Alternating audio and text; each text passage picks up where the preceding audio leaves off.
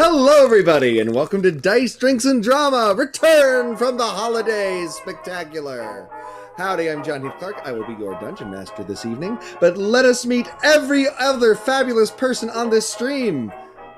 I guess starting with me, I am Devren Bryant. I play a tabaxi soul knife by the name of Walker in Summer. However, he is incognito right now and goes by the name Shiver in Winters. Actually, he's gone by a couple of different names. He's got a couple of different titles, and he's going to do a couple of different things tonight. Stay tuned. I'm into it. Hi, I'm Zëk Stewart. I'm playing Euclid Clausen, a Aasimar warlock.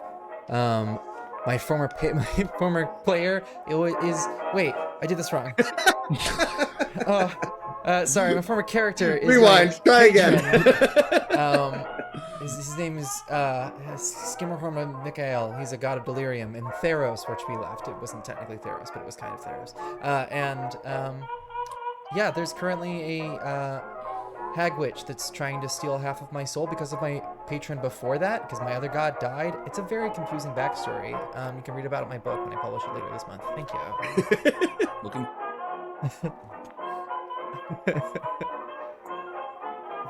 Oh, sorry. I am Carter Scott Horton, and I play Finnegan Berry Bramble, a halfling draconic. You're a sorcerer, yeah, I think. Yeah, a sorcerer. Nothing else before that, just slight nosebleed. I really am looking forward to meeting my father because it's not going to be great. But Gwen's father is just as exciting and a lot more attractive. Let's to be clear, in case we have any ching, this is Vic Priano, and they are playing Guinevere Groveheart, a Circle of Dreams druid. Let's meet Carter. Hi, I'm Carter Scott Horton. I play Finnegan Berry Bramble. Usually, I was excited to play Guinevere Groveheart tonight, but it really seems excited. that that's not happening. But Gwyn is also. I mean, if you guys want to, if I had the character sheet, Can we have Freaky Friday? It's online. we could do. I've already had that thought after this, and maybe someday that will happen. So much trouble. Interesting. Join our Discord to find out if we go through with this wild idea. But at least for tonight, I'm going to be playing Finn. But yeah, Gwen's excited to see their father. It's been some time. Their father's I imagine, personally, like Milo from Atlantis, but like older. See, not to get weird, right before we were discussing what constitutes as daddy, in Vic, but not Gwen's. Yes, that counts. Milo's daddy? Milo's daddy, I'm allowed to say that because I'm myself and not Gwen. Yeah, Milo. Yeah. It's not weird if I say it like that. Last time we went and explored a little bit more of Skim's past, going to the orphanage he was grown up in, discovering that it was only in name a church of Ilmater, but actually a place where chain devils were hanging out and torturing people. And in Aaronese, it was gross and awful. But good news, we're leaving that and we're headed, it's the next day, we're headed deep into the Underdark to track down the Duergar that kidnapped the good-aligned Islistry worshipping dark elves of Mount Sharess. Why don't we start with a little bit of chatting and about what's been going on, how you feel, what's going on in poor Euclid's brain. I hand the scene over to you. Euclid will talk in a second, so sorry. Or I can keep going. I just wanted to. Where are we, John? You are in a cavern. You are walking through it's wet and mossy as you're heading down. It's just getting warm enough that the snow from upstairs is beginning to melt, like when it gets down to this level. And you're making your way. You're in the upper dark, looking for a passage you've been told about to the middle dark, which is where such things as the Duergar and Drow elves tend to live. Are we going the right way? I don't know. You believe you are. I believe you know what, a survival check could be in order to ensure that you're going the right way. Can you see anything down here? Yeah, let's I got a 22. Oh, great. We know exactly where we are going. Thank Great. you, Guinevere. It just kind of looks familiar in a weird way. Yeah. I have to spend that dog situation from a couple days ago where I just kind of smell things still. Do you still smell? A little, but not in a helpful sense. Just kind of like little bits of dreams, you know? Mm. It's fragmented hours later. Or so I'm told. Oh. All right. You smell dreams? What do they smell like? Do you And then Gwen just smells you and you're like, your dreams smell like you. Do you smell any danger? Because last time we were traveling through these caverns, we got attacked by spider people. And just out of the blue. Yes? Oh, I just had the vague sense that we're going the correct way because of a slight potpourri of sorts, not anything that's tangible in a danger way. I don't exactly have a neutral scent for danger in general. Well, I'm going to just sort of twirl my little my halfling fingers. Dancing lights will appear. They all appear as teeny tiny little half a pseudo dragon sized dragons, just sort of chirping along. Oh my god, these are so cute. I know, right? And now I can see. Love that. Yes. Chirp, chirp, chirp, chirp, chirp, chirp, chirp, chirp. You know what's funny about being able to see? Things can now see us as well. Oh. That was kind of why I didn't lead with that. Yep. But it's What's the thought that counts? I don't know. That might be our advantage. Some of these things have to be blind to light. Well, right? I don't think they have that- sensitive eyes. Yes, I don't think being in this the is dark. that bright of a light. But now that I can see, at least for, I believe it's 40 feet, can I roll perception to see if somebody following? Sure, roll perception. Great. I forget you can't see in the dark. No, I can't. But also I get to re-roll all ones, which is what just happened. So it works out. You get to reroll ones once. You keep the second. If you roll a 1 twice in a row, you get the second one. Yeah. That's the dice are saying. You gotta live with it. That's a 13. I rolled a 10. 13. Just my passive perception. It is excessively gloomy and empty down here in a way that you don't know that you've really experienced on the surface. Even the most desolate places, there's the sky and clouds, there's something. Here, it's just rock. Does that make sense? And rock with some fungus, but it's like gray. It's all gray, right? It's all gray and black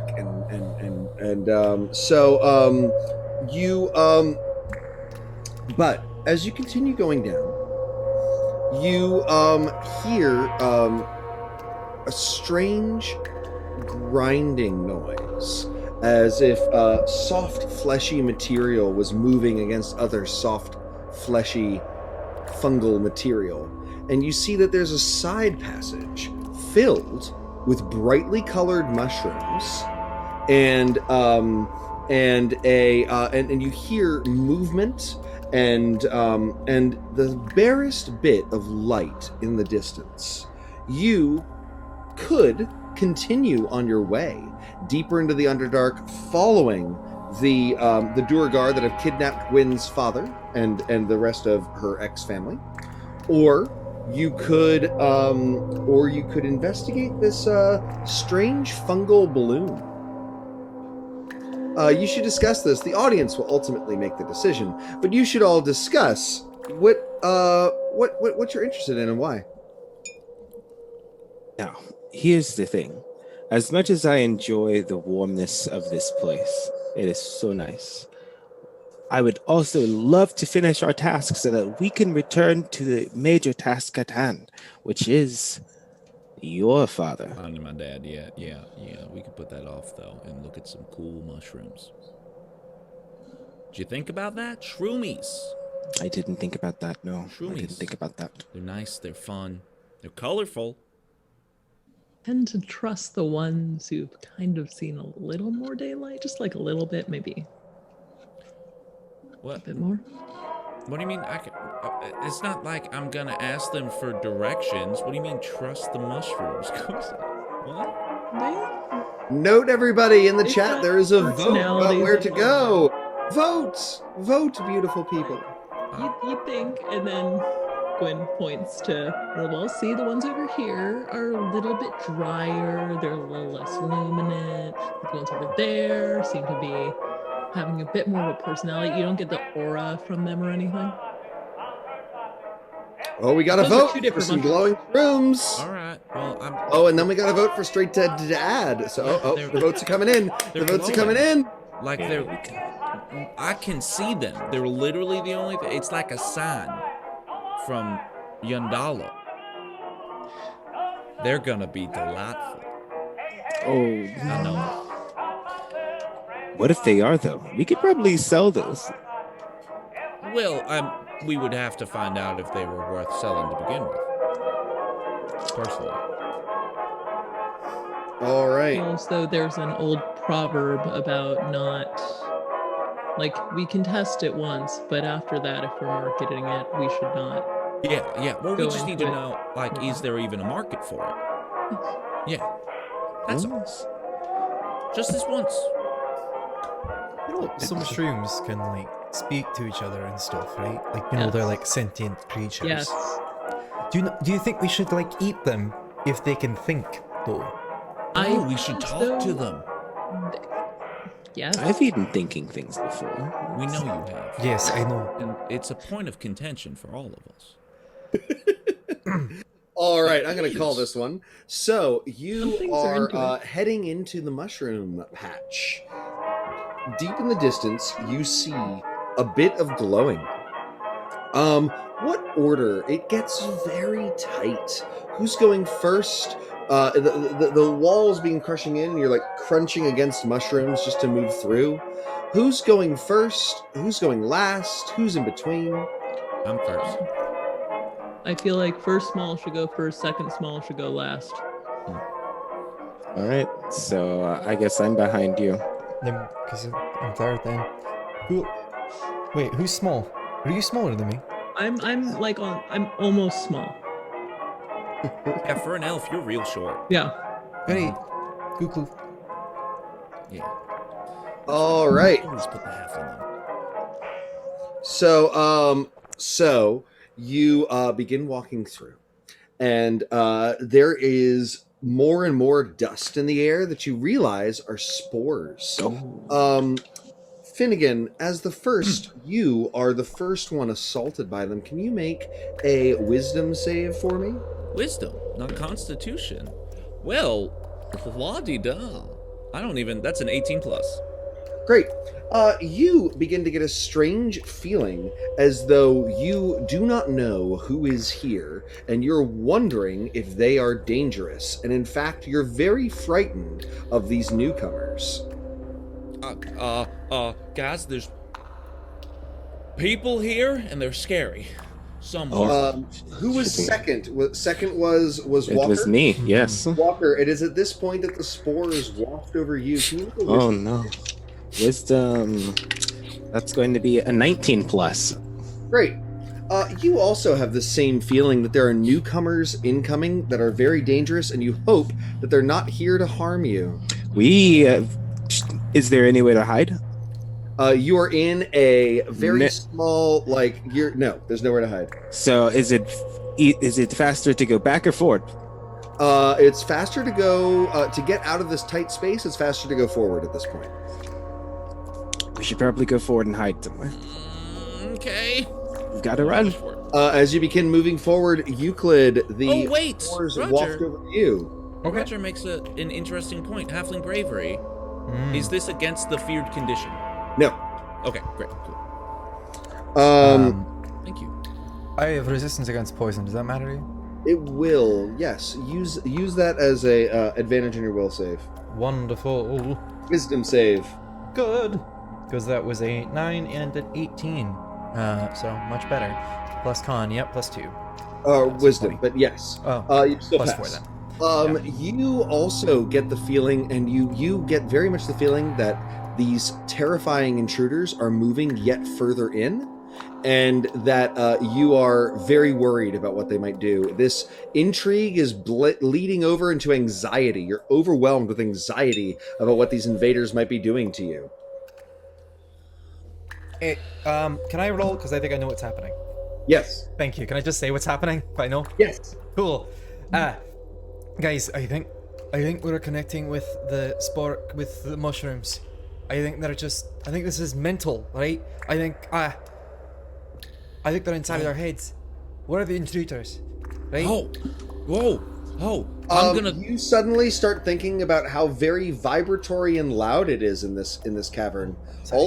All of these vibrations that you're not used to, because you're talking, Yeah. and you're indeed correct. You're picking up on the thoughts of the mushrooms nearby, and there's no sound in here ever. So all of this loud talking is deeply upsetting them. Shh, So think calm, be calm. Yes. Yeah. So do you continue pushing forward through the mushrooms into the more open area ahead? Now that we know what's happening. Yeah. Or And as I gently. caress, I think gently, soft, nice, friend. Make Over and make a persuasion check. Lovely. I'm good at that. I'm real good at that. That is a 21. Great.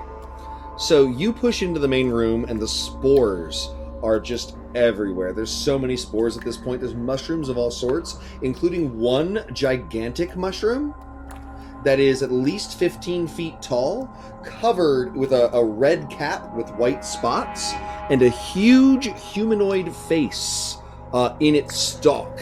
And surrounding it are a number of other mushroomoid figures, all of which are various different species of mushroom, some of which are like flat and oozy, others of which are tall with strange stalks going off of it.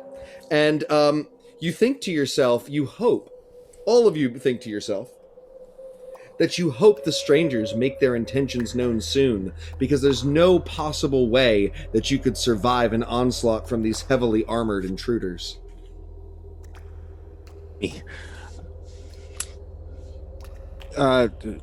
We come in peace. When you speak, they cover themselves, hating the vibrations. Okay, I'm going. It's a sentient thing then, right? Mm-hmm. So I'm just going to use my psionic whispers, one of my psionic powers that I get from being a soul knife. Sure. And that lets you communicate telepathically with them. Mm-hmm. It's a jumble. You realize that you're dealing with a creature that does not have language. And 3 it hours. does not think in terms of words. When you try to think words and concepts at it, it sort of fails. They deal with shared emotion. You have to communicate them purely through directed emotion. And so your psychic whispers fails because you're already psychically connected to them. That's what the spores have done. You need to figure out a way, any number of you, to communicate them, but only through intention and emotion. All right, so Finnegan starts to think back to when he was a young little halfling in the Rolling Hills, after his father had left, but before he had decided to leave his mom, and a relatively early time, and at that point he didn't have any friends, and so he went to a local farm and made friends with there's a mule there, and so just he thinks back to the day that he tripped over and fell into the hay, and then like the mule just started to like eat at the hay bale and then get a little bit of his hair, and that's where they met, and he actually it doesn't matter about the mule. But just the friendship. I mean, it does matter a lot to Finn, but Sure, that doesn't you're matter to thinking you, you're right? trying to evoke memories of friendship. I love that. Yes, like the memory and the emotion, like the sense memory. I'm being a very bad actor, and I'm thinking about my sense memory feelings, not the moment that is in front of me. Understood. Why don't you make a No, Finn was. why don't you make a charisma plus proficiency check to summon up an emotion from your deep past? 13? I did think you were. I'm looking at the chat and I saw Roger, and I really did think you were gonna think back to a memory of either befriending mushrooms or eating mushrooms, and I'm like, no, don't think of eating mushrooms. No. I'm thinking of when I was alone and found a friend who I could not communicate with normal language. It's a very specific memory that Finn is trying to think of. Great, good. How'd that check go? I got a 13. Great. The atmosphere in the room becomes a little bit less terrified, and all of you go. You get the impression of you feel as though the intruders are bad at communicating, even though communicating is so easy. But perhaps they don't mean to harm you. I get the feeling that these mushrooms are maybe a little hoity-toity. No, they just, well, imagine it's the same way with these mushrooms. If somebody came up to you and was just like shooting emotions at you and like, can you talk? Talking is easy. Okay. I thought that I had like figured out the little key of like, you just say, I got the feeling that before whatever you need to say, and then it communicates effectively. But that's not the case. Okay. No, it was almost there. It was Finn's lack of imagination in the moment, as represented by the check, that caused it to not work out as well as it could have. Right? Your action was correct over there. Indeed, a child portobello myconid, which is of course what these are, saunters out and looks at you curiously and puffs out some more spores. Somebody else should try to communicate emotionally with the mushrooms. Okay, so I want to invoke a feeling of family with these mushrooms. So Walker summons up this picture of him and his brother Night Shield playing in the sun with his father and mother looking on them, laughing and smiling. It's very sweet. One of the few fond memories Walker has of family. And tries to. Great. You can make Be our family.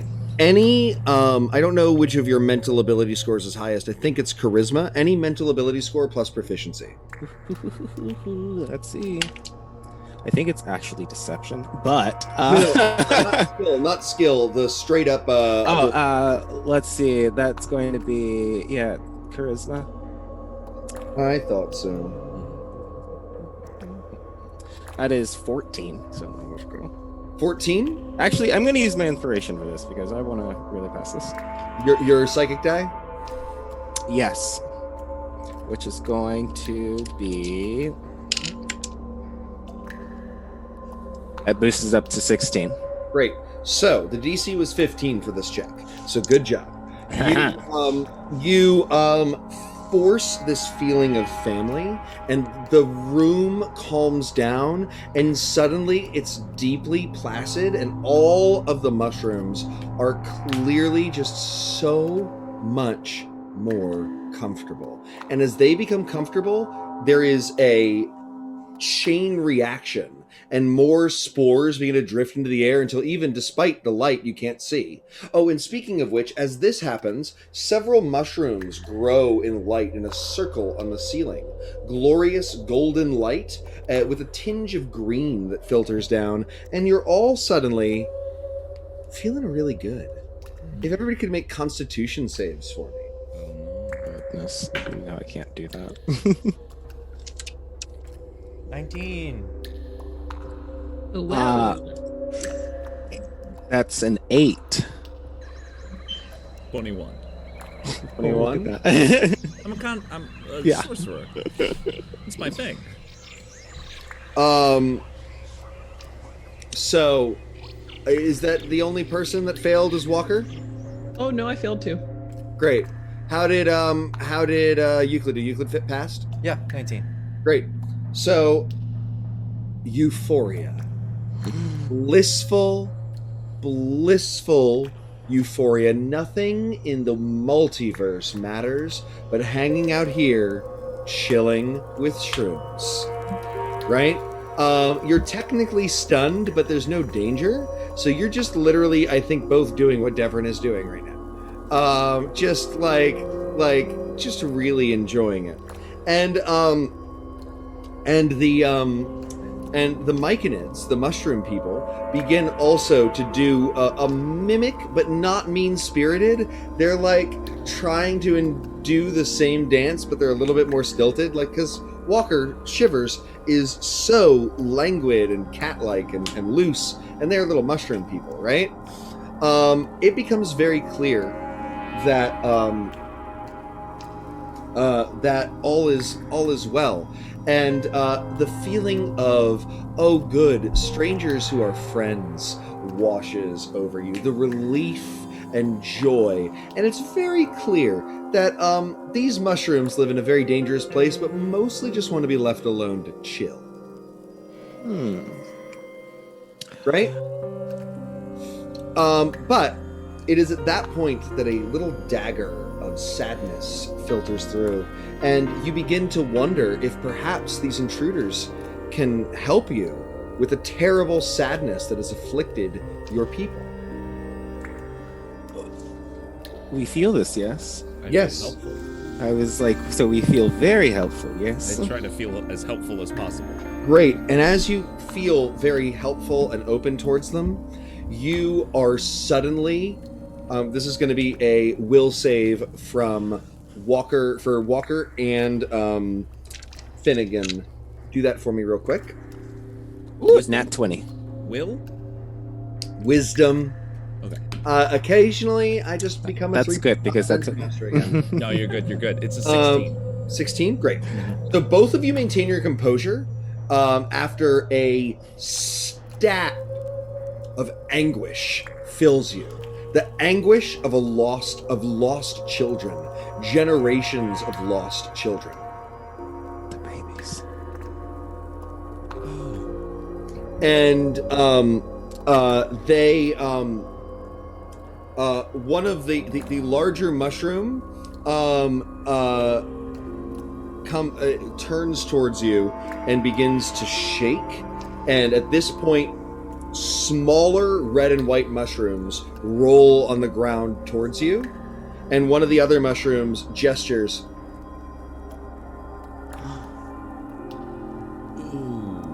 Do you want us to eat? You are filled with a sense of affirmation. The non-sentient mushrooms, they're shavings from the top of the giant mushroom. Oh, okay. I thought these were children. I was like, yeah, okay, I'll eat them. Oh, they're not sentient? No, thank you. They're not sentient. I'm gonna eat one. Probably good. It does taste. It is of a portobello sentiment, with like a salty portobello. So meaty. Is anybody else eating it, or are we just letting Shivers? I'll eat one. Great. So everyone that eats one is overwhelmed by a psychotropic vision, and it's a bad trip. Dark dwarves, gray-skinned short people come in here, threaten the myconids, leave them alive, and they take the younger ones, much like the portobello baby that you saw earlier, and drag them away screaming. It seems that they leave just enough of these alive to continue making more and more, and this happened just recently, but they were barely able to hide their one remaining child, the portobello child that you saw just a moment ago.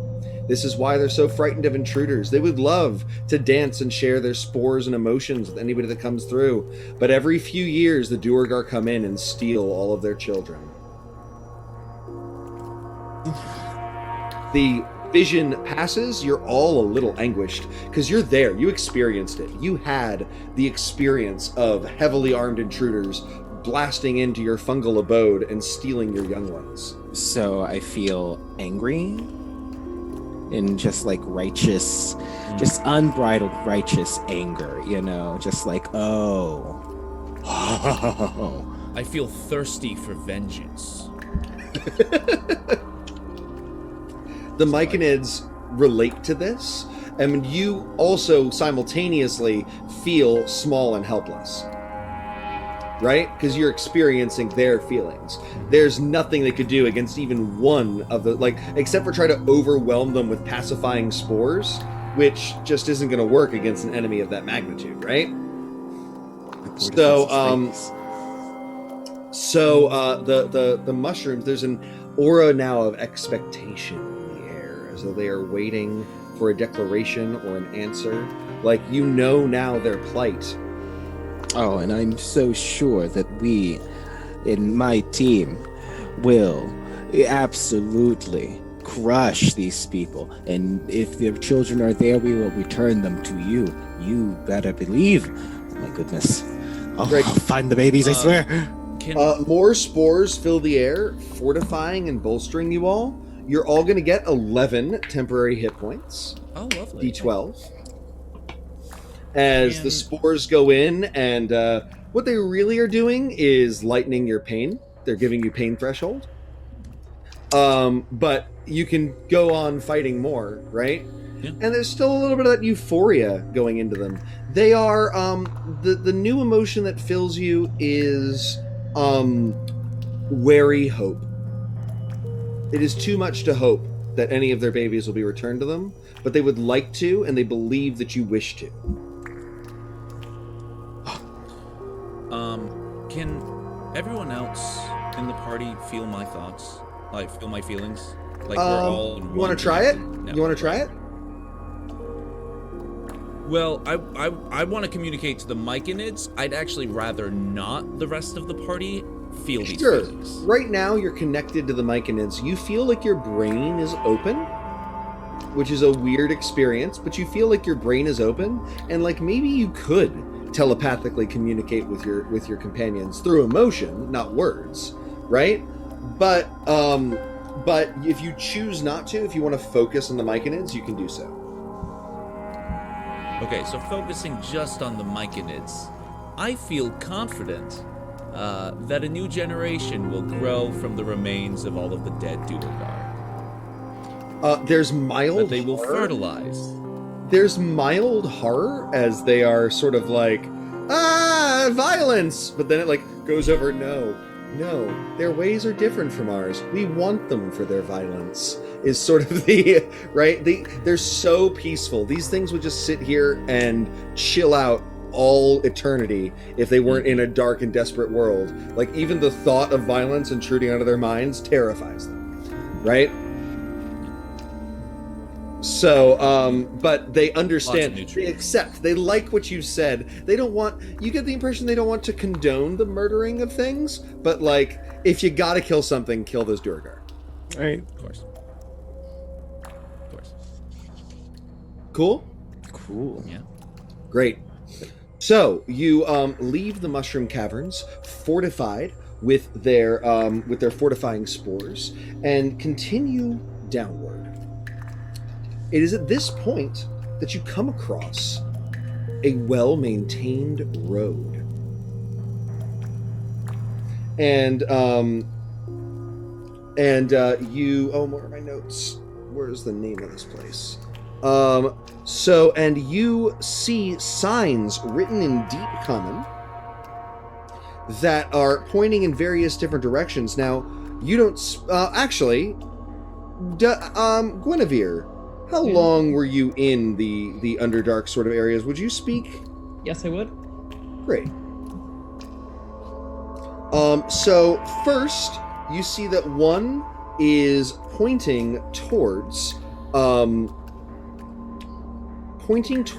the north, and it is the Demon Web Labyrinths, the home of the Lulth worshipping drow that you are not too far from, maybe 30 miles, right? Then you see a sign that reads the City of Glyphs. Now, you've heard the name of this Duergar city before, but in translation in Undercommon, it is the City of Glyphs, and you're not quite sure why, and it's very close. It's 5 miles away. Right? And it's become important. Oh, the other thing I meant for the mushrooms to give to you, slight retcon. Finn, they note that you can't see in the darkness, and they're going to gift you a wreath of phosphorescent mushrooms to wear as a little mushroom crown.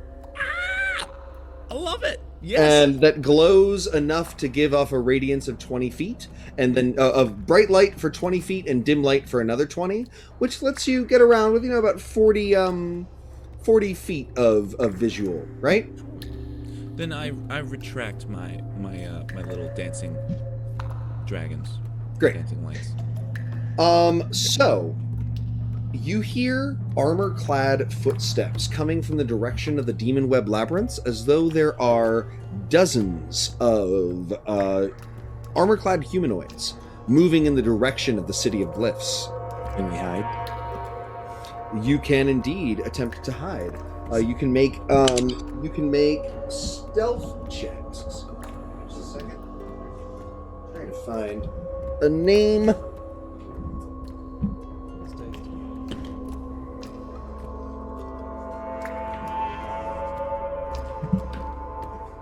Nice. Second time I've had to use lucky. But I got a 23. It's always on the stealth checks that I get low, and I'm okay with that. Yeah, I got a dirty 20, so we're hit. I got 21. I was like, if it's a group check, we probably got you covered. Who did poorly? I did. By how much? What did you get? It's probably not poor by most people's standards. 13. 13? That's actually enough. All right.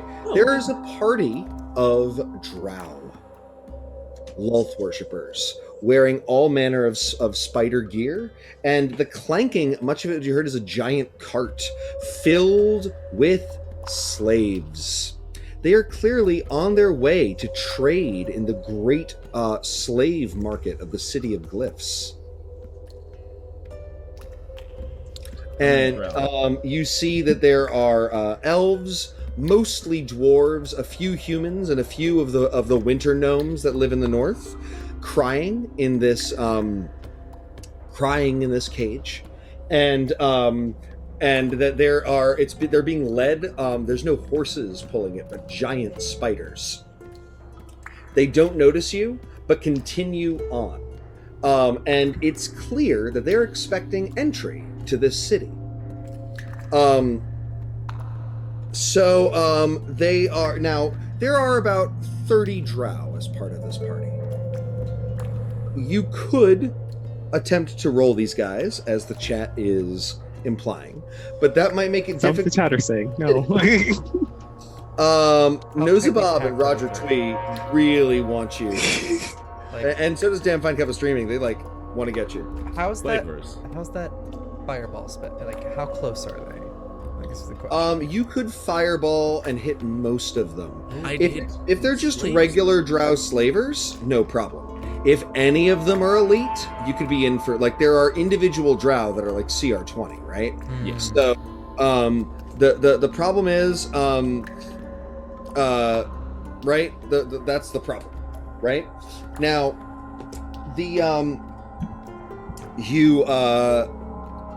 you could follow them and see how they get into the city. You could talk to them and see what their expectations are, right?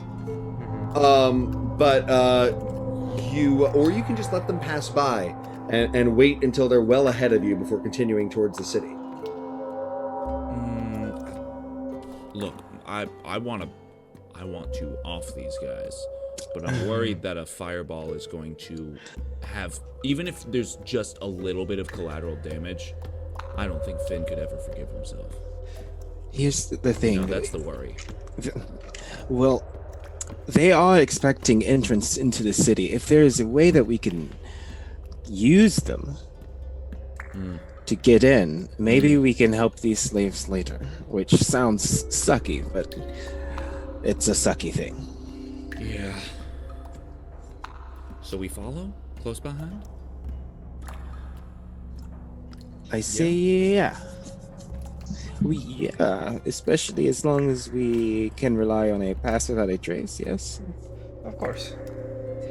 And I cast a shadow veil as well, so all of us can hide. Great. So you're able I'm going to auto assume nobody's looking for you.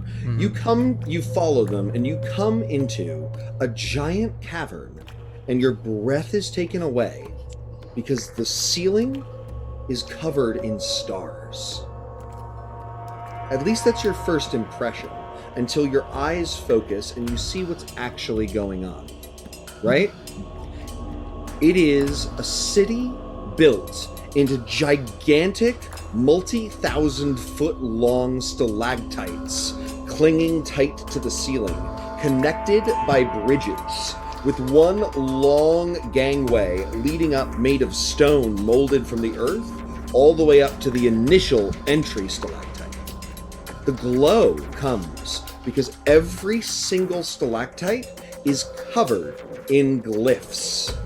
Thousands and thousands of white and blue magical symbols designed to protect the city from all outsiders. This is Kark Fortum, the city of glyphs.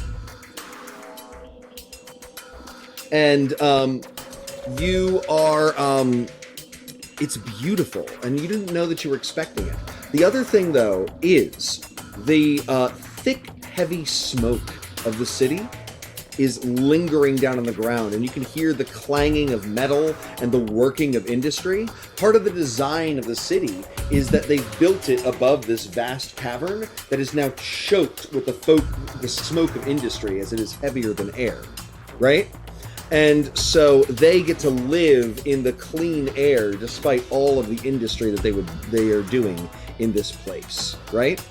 Once you enter the cavern, Durgar everywhere, right? Yeah, exactly, Roger Twiggy. That's the whole point. Except for this is those bridges. Everything was built by slave labor. So the city is glowing. Make either religion or arcana checks looking at these glyphs. Oh no. Dang, this I'm fucking not proficient died, in either, so 17. Vince. 15. 15? Yeah. Sure. 18. So, about half of these glyphs are standard glyphs of warding that, if touched, will explode. The other half are designed to activate defenses, and only somebody intimately familiar can tell between the two. The point being that some glyphs you can touch and summon a golem defender that will help defend you against people attacking you, and they'll use that to defend against all the horrors of the Underdark, right? But the other half of the glyphs, if you don't know what you're doing and you just press a random glyph, you'll explode. Almost think the chains in Adam's Family, right? Is that a good enough reference, right? Where if you know the right one, it's real easy to use. But if you don't know, it's impossible. Does that make sense?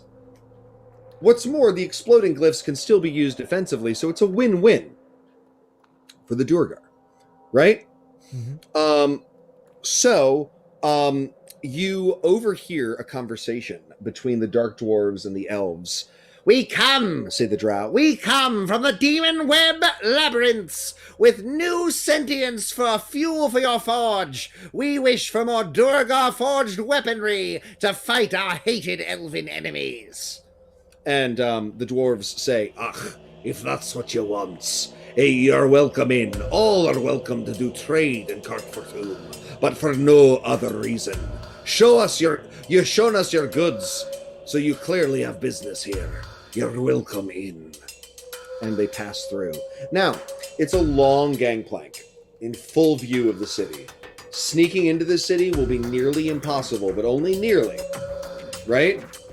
You would have to get past several sets of guards, some of which are probably magic. This is a city designed to protect against Illithids and Faerun and Avalakai and Aboleths and all the other horrors that lurk in the Underdark, right?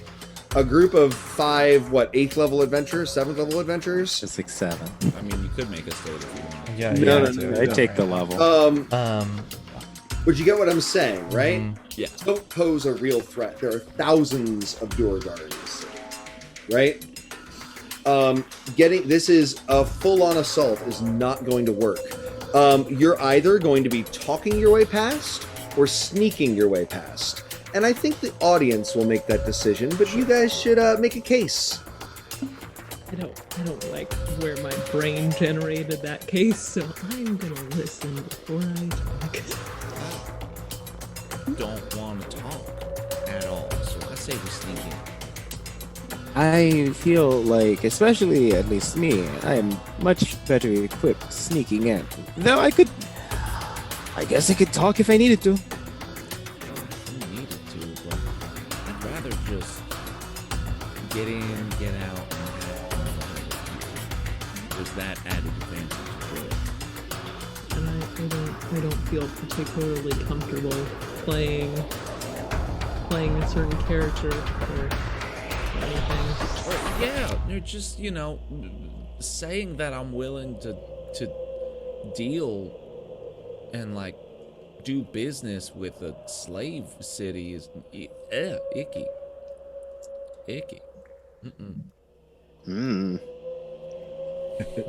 I love your options, Zeke, for the things. They make me very happy. So yes, there's a vote up, our lovely audience, as to whether they should jabberjaw or scooch right behind you. Which are fabulous code for talk their way through or sneak their way through. What's Euclid think? I just, I think we would scooch on behind, right? I think there's a good way to get past. It's just, I don't know. I kind of don't want to end up in a prison again. Doesn't sound like a good time for me. Yeah. What you think? Yeah, sorry, I was busy. I was distracted by this glowing glyphs or whatever. I was seeing if I could type in something weird stuff in it. What were you saying? What were your opinions again? Oh, we should sneak in. I think we're all. Sneak. You are aligned with the audience as well. We're halfway through, but there's only votes for scooch right behind you. So we can do that. No scooch? So maybe there'll be more votes, but there's not. So you are able. You are going to try to scooch past these guards. Now they seem to be pretty vigilant, and as you look, you see that there's a section that is bathed in light, despite light not being very common down here, from 2 glyphs right at the entrance. You're going to need to be very careful scooching past these guys, right? Let me get my... Thanks, Death Dice and Dungeons. Oh, thank Welcome, you. everybody. Much appreciated. Well, thanks for the raid. Welcome everybody. Nice. All right. We're making our way We are to a town we don't want to go into. Park making our way Fortune, downtown. Duergar City, filled. That is a major trading spot for Drow and Duergar slavers. Guin, who is a dark elf druid, has had her father captured, and is trying to rescue him. So we are, you guys are going to try to sneak up this gangplank towards the great stalactite city that is hanging, that is covered in glowing glyphs. So there's a set of guards at the bottom, a long gangplank in full view of the city, a glowing pathway at the top, also flanked by guards, and then you'll be in the city proper. Right? Mm-hmm. So you've got to get past those 3 things. A group of guards at the bottom, a long gangplank in easy view, and then a area bathed in magical light that's likely going to figure out some way to detect you or otherwise prevent your passage through. It is clear, again, this is a city designed to protect against mind flayers. Sneaking in is not to be easy. Okay. Well, I rolled stealth already. Great. I got a math 20. Great. Let's get Someone plus wants to, 10. Okay, so then I have a 30. Great. These initial guards are not as vigilant as they could be. Their passive perception is only 12. They're mostly here to check credentials and their customs more than they are guards, right? So a 30. So is you're fine. easily. And did everybody get over 30? I only got 23. Or something. 26. That's because I used my daily inspiration. It would have been really bad Great. if I hadn't. How did Gwyn's go? I've got a 21. Fate looks around and says, "Oh, I'm not. I don't think I want to go. Is it okay if I wait in the cavern out here? Yeah, Fate, that's fine. I don't want to. I don't want to be the one that jeez. trips over the wrong rock and gets you all caught." And we don't want you to be that one either. Don't want you to get caught. I said, Fate, you are very good at hiding. I completely forgot you were there. I know. I had forgotten I was here too, and I wanted to make sure it was mentioned. Well, thank you for stopping in. Fate, your See you next episode, Fate. exactly goes and hangs out off to the side. Maybe we'll see. All right, so Guin cast guidance on him before he walks away. Oh, Sorry? sweet boy. Guin cast guidance on him before he walks away. oh, thank you. And he sneaks away, guided by the light of dreams. All right, so now you've made your way past the initial guards, and you're going up this vast gangplank in full sight of the city. Now this is a DC 20 stealth check. Do we have to roll Cool. stealth again? Yes, that was getting past the first set of guards, Okay. Cool. which is much easier because they weren't looking. At this point, there's so many different eyes in this gangplank. Not getting noticed by anybody is pretty rough. 31. I was like, it'd be easy for me. I rolled a nat 20, so that's what, 41? Yeah, Yes. it's like, don't even tell me. 23. And how did Gwyn do? 55. Great. Just so you know, it would have been super dramatic if somebody had failed because that nat 20 was going to have you drag them out of view at just the right, most dramatic moment. But the dice have decided, no. Yeah, fuck This dice. Oh, that's the second 20 I've gotten, and I'm like, I didn't need that one. Not at all. I didn't need that. I want you to know, had there been failure, it would have mitigated it. No drama, just dice. Exactly. You go, and now you're at a section with much more scary-looking guards. These are Duergar stone guards. They are in full plate armor with huge stone blades made from special underdark stone. And around them are several of the Mind Masters, which are Duergar psionicists, the sorts that broke Walker's mind not too long ago and introduced him to his new psionics. Exactly. So, am I worried about maybe them entering my mind? I don't know. Are you? Okay, so great. I am a little bit worried. Great. You are. They're staring intently. They are watching. They just watched the drow pass through, and they are much more vigilant than the ones downstairs. You can attempt a stealth check past them, but you can investigate what this light does, if it's magical in some way, or you can, Are there... I guess it's only Duergar. Are there any species other than Duergar who are allowed into the city? Anyone willing that is here for business. The Duergar, like most dwarves, are obsessed with wealth and trade, and therefore they will allow outsiders in order to trade But that is the only reason that outsiders are allowed into the city. And there are no like passes or credentials being shown or anything that just kind of like, we'll let you in. I'm noticing. They didn't point, ask good for the point. Drows papers. says- They only asked to see the product. Yes, exactly. I think it's assumed that once you're in the city, if you've gotten past all of this, you're in. So, what happens if we just walk on through? Because we've gotten in. There should be no reason to hide. It Oh, no, looks like the last section for that. I think they're aware of people sneaking. Before anything happens, I have a question. This magical light, Thank you. how big is it? It is covering the 10-foot. It's about a 10-foot square. It's covering about 10 feet of it, and it covers the whole gangplank. Yeah. And these guards, the armored boys and the mind masters or whatever, they're in front of this light or behind it? Behind it.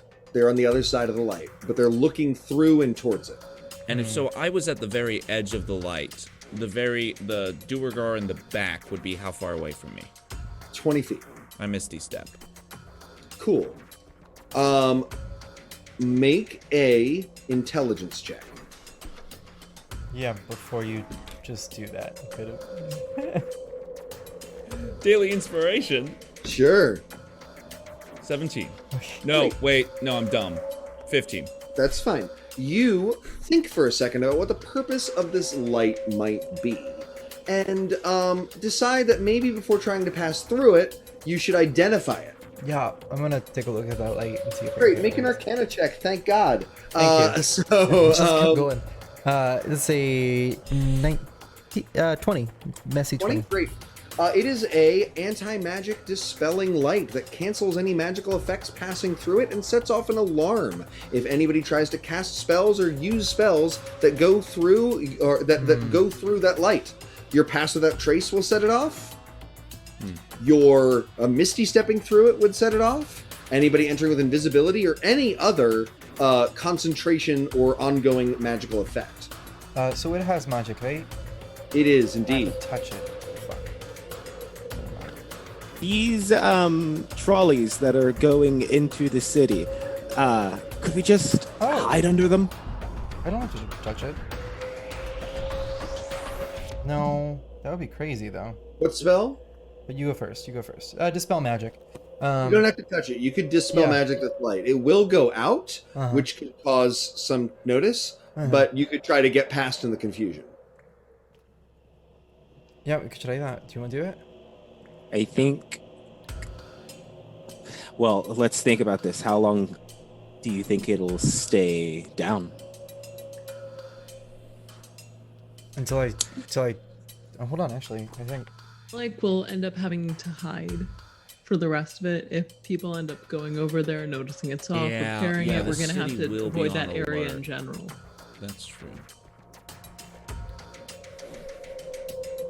And I'm like, I'm really, yeah, Finn packs some heat, but like, I definitely can. We dispel the light, and then Finn breaks open the slavers, and in that confusion, we sneak in to the slave thing They've with already all of passed our. into the city, right?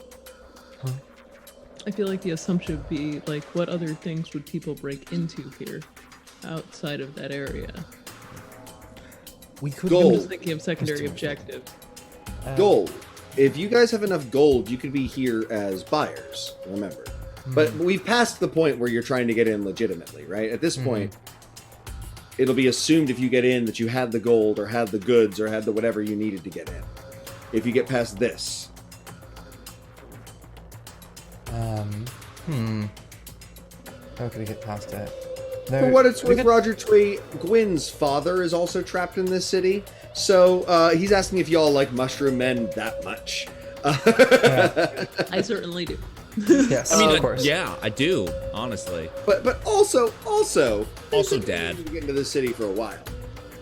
This light's on a swivel, right? No, it is built into a glyph on the rock. All right. You could try to block the light. It is the nature of the light. If something were placed in front of the light or occluding it in some way, that would also work. Okay. If the chat has any ideas, feel free to help them. Wait. I mean, this is intentionally a difficult, this is a highly paranoid city run by a highly paranoid species of dwarves. This is intentionally hard to get through.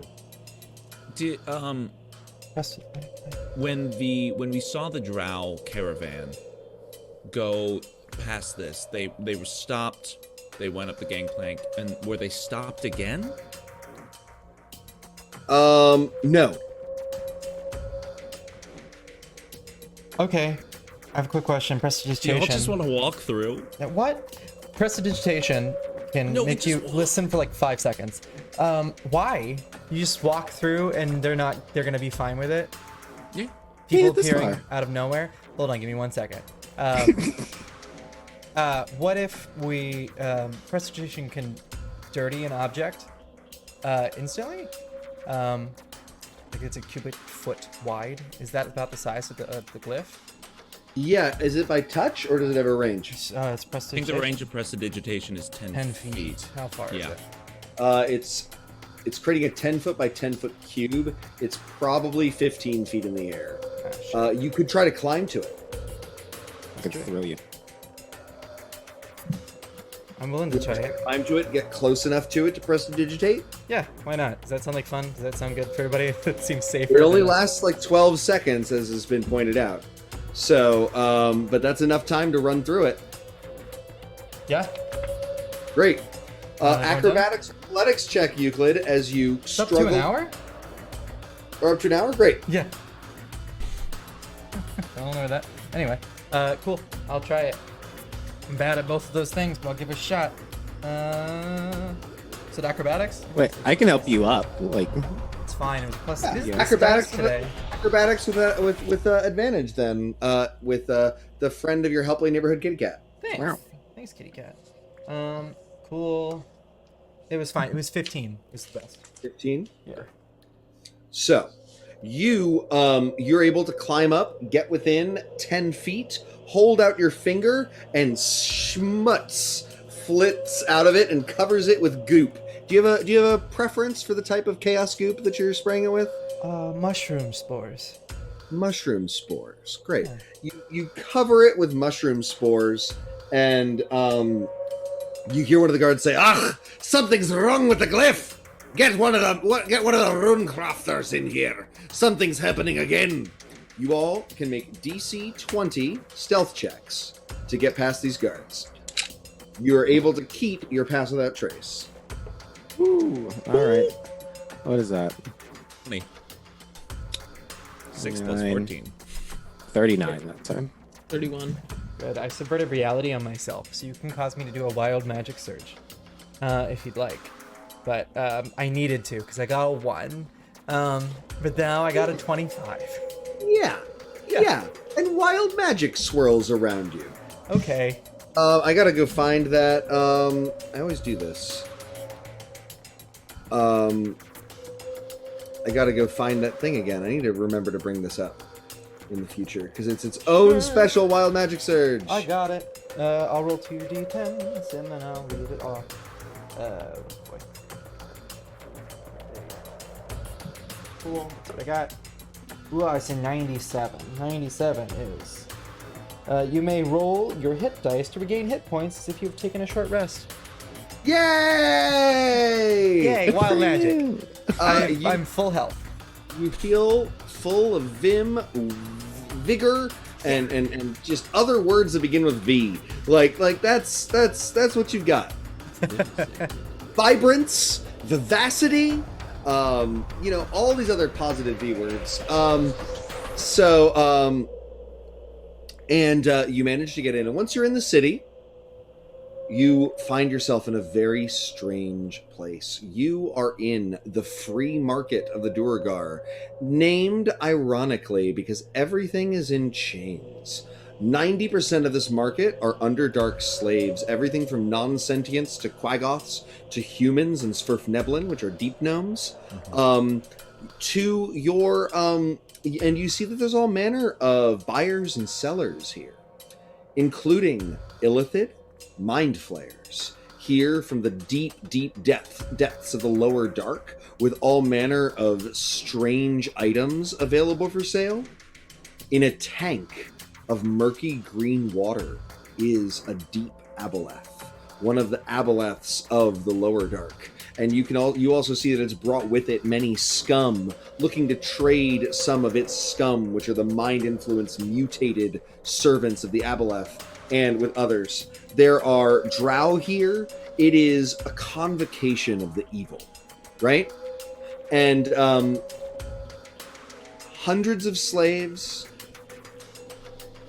Let's put that differently. Thousands of slaves, hundreds of enemies. There are more slaves, it seems, than there are these things, but they are immeasurably powerful, right? Yes, Aboleth is bad. I think this group can tell you that. But there's no sign of the drow, the good aligned drow of your city in this market. But there are various things one might notice. And each of you has something different that you might notice down here. So we're going to do separate perception checks one at a time. We'll go clockwise. So we'll start with Shivers. Perception, that is going to be 11. 11? Mm-hmm. You are strangely drawn to a cart of crystals that are being overseen by a mind flayer, an illithid, the squid-faced masters of psionics. The shards look otherworldly, and you could swear, though you can't describe it, that they're colors you've never seen before. But like they're a bluish green purple, but also like when you look away, you recall them being unique in some way. You wonder what you could do.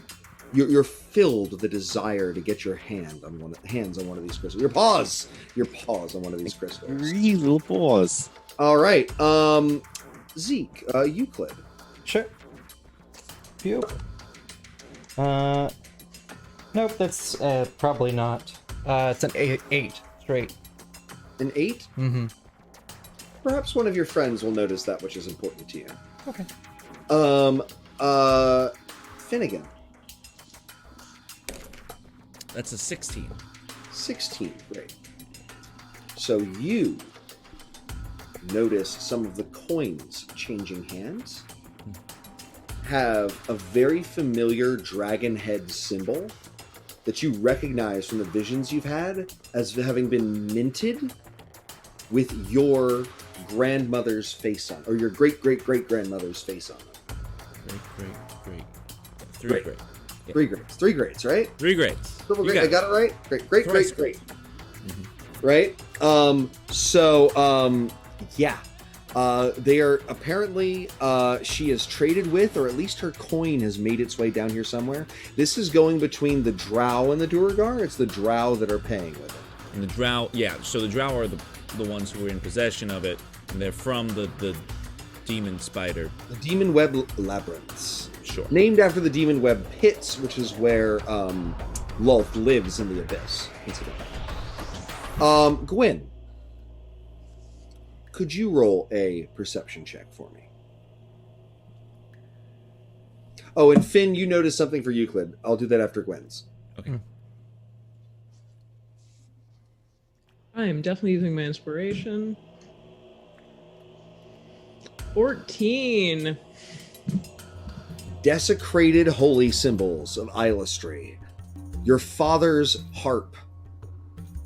Swords that were used by the defenders of Mount Sharess are all on sale at a booth of overworld smuggled goods. They're being pawed through by dark elves who are and by drow and Duergar eager to purchase the wealth of your family's home that was stolen along with them. Finn, you notice that the aboleth is actually selling and trading things as well. And amongst them is a moss-covered rock covered with etchings of worms. You recognize them as being very similar to the worms on Euclid's face. And, it might be worth mentioning, but you don't have to if you're worried about how he might react. No, well, I think I am going to, try, keep it on the DL, right? Because we don't want to draw too much attention anyways. We're already surface dwellers. But, Euclid, calmly, slowly, don't look right now, but you know that apple lip. Yeah, he's pretty hard to miss. Yeah, well, did you see what he was selling? No, I wasn't really looking to buy anything. Well, he's got something that... He's got something in his face. No. When it's pointed out, you see the disc covered in worms. Oh. Yeah. Shit. John, do I know what it is? You don't. You just know that it is something you might by examining it. Cool. I'm gonna sort of nonchalantly, walk up. I'll look at a few other things on my way over at the table, turn over an earring or two, set it down. I'm gonna wingman. In the green tank, the creature looks at you and says, a servant of the fallen worm. In your mind, you might find many of my goods of interest. Yeah, no, I mean, I'm just looking, right? Where did you come across this one? You have such fear. We are in a place of peace. You do not need to fear me here and now. Right. Sure, I'm not afraid. I mean, I wasn't afraid. I'm just looking at the stuff here. Your mind is easily opened to me. As you would look upon a flower and see its colors, I can feel the weight of your emotions. You cannot lie to me. There's 8 people in there, so, you got to elbow them out the way, right, to get yourself in there, huh? That explains some of what I feel. So, Sure. I am here on a mission of peace. I represent the many aboleths that lurk in the depths of this place. Trading. If you have interest, perhaps we can trade for something of value. Sure. What sort of thing you looking for? Anything that we cannot acquire in the deep, watery depths of the lower dark, the lightless seas in which we live, we enjoy curiosities and magic, and that which is alien to us. Okay, so I could show you lights, and you're all be like, "Wow!" I assume that's not what you mean. You asked for magic, right? What do you mean?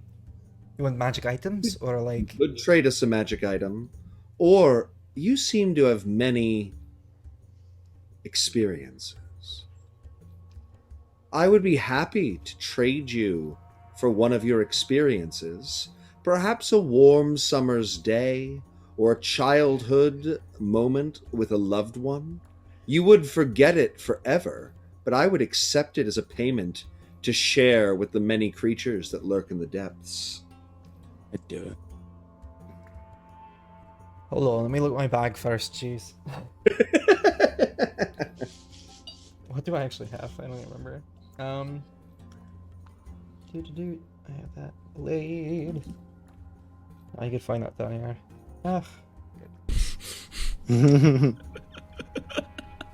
Did we both just simultaneously admit to pulling this as Dungeon Masters as Yes. I did this 2 days ago. Yeah. well? This is my Alright, Saturday game. I don't think I have anything. I think I've got nothing on me. Hold on, I'm gonna turn to Finn and be like, "Hey, oi, Yeah? you got anything oi. you could trade? Something well, up north. Do you have a flower or something on you?" No. What do you need? I don't know. It's something he's never seen before, like a curiosity. He's been in the Underdark Magic? his whole life. You need magic? I mean, do you got magic you could just toss around? I mean, I got a magic item that I've had it like up in like my back pocket, and I'm not gonna use it. Sure, that works. Why not? I hand him my wand of Snylock snowballs. Great. Hey. Interesting. The Aboleth churns in its cage, in its tank, and says, "This is acceptable, but there is more. You may have that. You may have that plate, but there is, of course, I feel honor bound to give you what you truly want. If you like, I may implant the location that was found within your brain." That's a better yes, if you, I mean, be gentle now. Like I said, there's 8 people, don't want anyone to lose an eye in there. None of them have the expertise that I do. I would be... You want to be careful with how you say that too. Okay. A tentacle slithers out of the tank and comes down until it's right in front of your eye. And it goes slowly, so as not to cause alarm, to touch your forehead. Do you let it? Sure. Euclid. It's not the first one in there. And it is slimy and gross, and you have brief memories of water-clogged underground passages, antediluvian moss. Like, it's just the experience of ancientness. But you are filled with a blistering certainty of where to go and how to get there. What lightless paths to take to go into the deep dark of the lower dark, to go to the chamber where this was found in. Oh. Hey, thanks. That was a good package deal, right? That's gross, though. Blech. Is that what it feels like to be you? I'm sorry, Yes. was that offensive? No. Okay. Sorry. Why do you think we're so interested in feeling what it is like to be you? Right. I am over 10,000 years old. It's nice to feel new things. Well. You're welcome then, I guess. Thank you.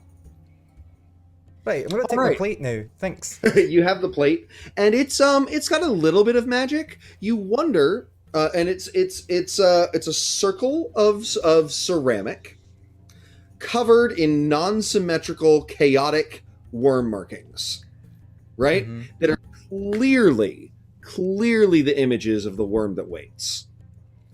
Mm-hmm. You already felt it, something down deep in this darkness. You know there are answers to what has happened to you and the worm and all of that here. Does that make sense? Yeah. So, meanwhile, who else wants to do their market subquest? Okay, so I'm thinking, I grew up, as a slave. I had to pickpocket a couple of people. This thing that's just selling all of these crystals. First of all, how big Yeah. are these crystals? The crystals are about this large, and it's okay because maybe some of our audience is in the same place. Do you know what mind flayers are? Do you have an experience with Illithid? And I'm trying to not. Great. They're human, so they're human size. The Illithid are, and the crystals are about a foot, and they glimmer with energy. Mm-hmm. Would talking to this Illithid be a really bad idea? If you're planning on stealing it from him, maybe. If you're planning on trading with him for it, it's the best idea and the only way to trade. So, and there's that too. Here's the thing: I want very Aladdin in the street urchin style to kind of just like bump in, have it like sneak it into my I don't know, cloak or something. Walk off. Hopefully, he's none the wiser, and I Great. disappear into the crowd and find my party later. you begin with a performance check. Ooh. everything's cool in this school. And that is a, let's see, performance. 23. Great. So you think to yourself how cool everything is in this school, and you bump into it and catch. You try to catch one of the crystals. Make a sleight of hand check with advantage. Oh, I love advantage. We loved hearing it. That's. Woo! And I am so glad to have had it because that was a 1. Sleight of hand, that's going to be 26. Great. It ends up in your pocket, but the creature turns and looks at you, and you feel it prying your thoughts, and you realize very quickly you've got to think about anything but stealing its thing, which is really hard when a horrible squid monster is staring at you. I think immediately of that sexy orc from Glabrous. I think only Griftel is his name. I think only of Griftel and how absolutely chiseled he is. He must do so many push-ups. How many push-ups could he be doing a day? I wonder how many push-ups he is doing. This is the right opposite now. of thinking about baseball statistics while having sex. I love it. Great. You're going to thank you, Carter. Make a wisdom save. You're going to get advantage because of your aggressive good thinking. Let's see. Woo! That was a nat 20. Great. Yeah. 15. The creature looks at you and it recoils a little bit as if disgusted by you, which is good news. Achievement unlocked. You've disgusted a horrifying underground squid monster. Somebody's got to do it. The squid's just like, why are you thinking about fucking when you're looking at me? I'm feeling very uncomfortable right now. The good news is you Sexy Flanders. So good. You have this little crystal, and it judders in your hand, and you feel its presence. It is now that you're holding it, you can feel that it is semi-sentient. Now, don't eat it just yet, Walker. It is rock candy. Exactly. It has a wild and strange feeling within it. And you get the feeling that at some point you need to like sit and commune with it. Like, hold it like it's a Hamlet skull, right? I was like, to you, or what the hell are you? That is the question. Exactly.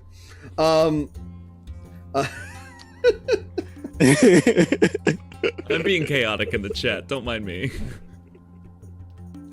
They're actually in one of the new Oliver Clegg books on DM's Guild. He has a sexy Mind Flayer picture in it. He's my favorite gay creator for DM's Guild, and he has a very sexy Mind Flayer. Maybe I can find the picture during the break. So the guy made his last name now something like fantastic? Sorry? Isn't his last name now something like super fantastical, like Dark Spire or something? It always is. His Twitter, it's just so... No, the only reason I'm bringing that up is to make sure that it's the right Twitter. It might be. I don't have my phone. But it's delightful. We're in the break. We're almost at the break. Yeah, he's the guy that did the gay vampire stories. He does a lot of gay-themed content. He's amazing. And, yes. Other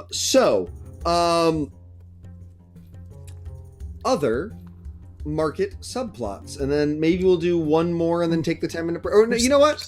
Let's do the break now. You have to be. And then then we'll come back for we'll post sexy illithids in the Aberrant Pond. I actually already did. Do it again. We'll see you guys. It's 9:34. See you guys at 9:44. See you in 10 minutes. Bye. Love See you soon.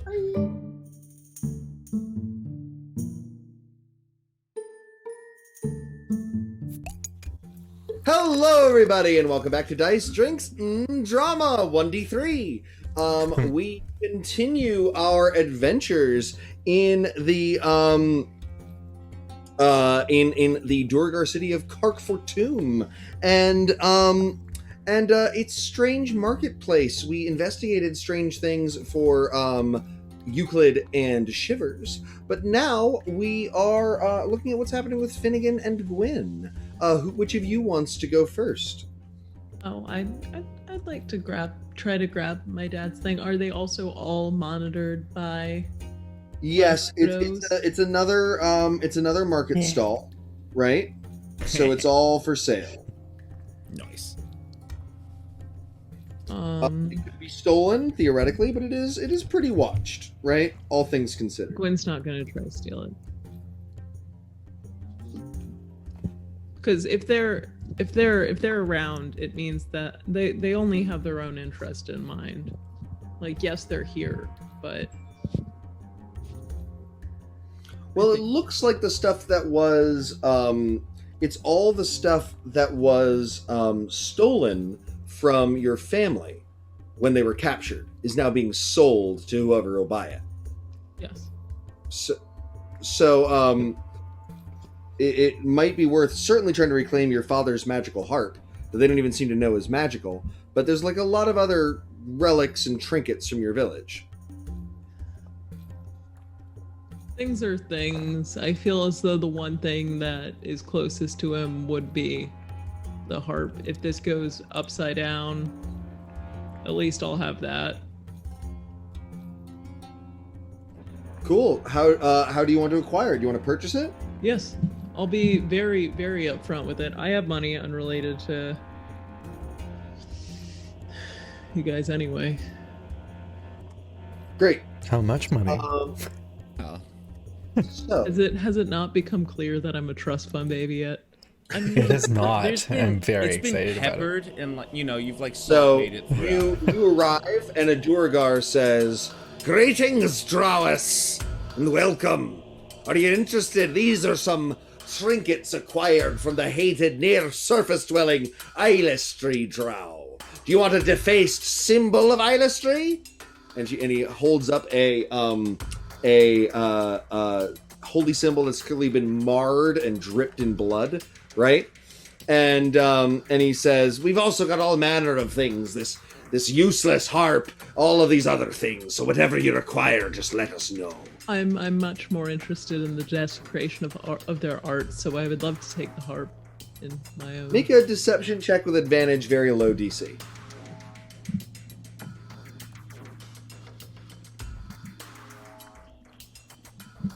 I rolled with my inspiration, 15.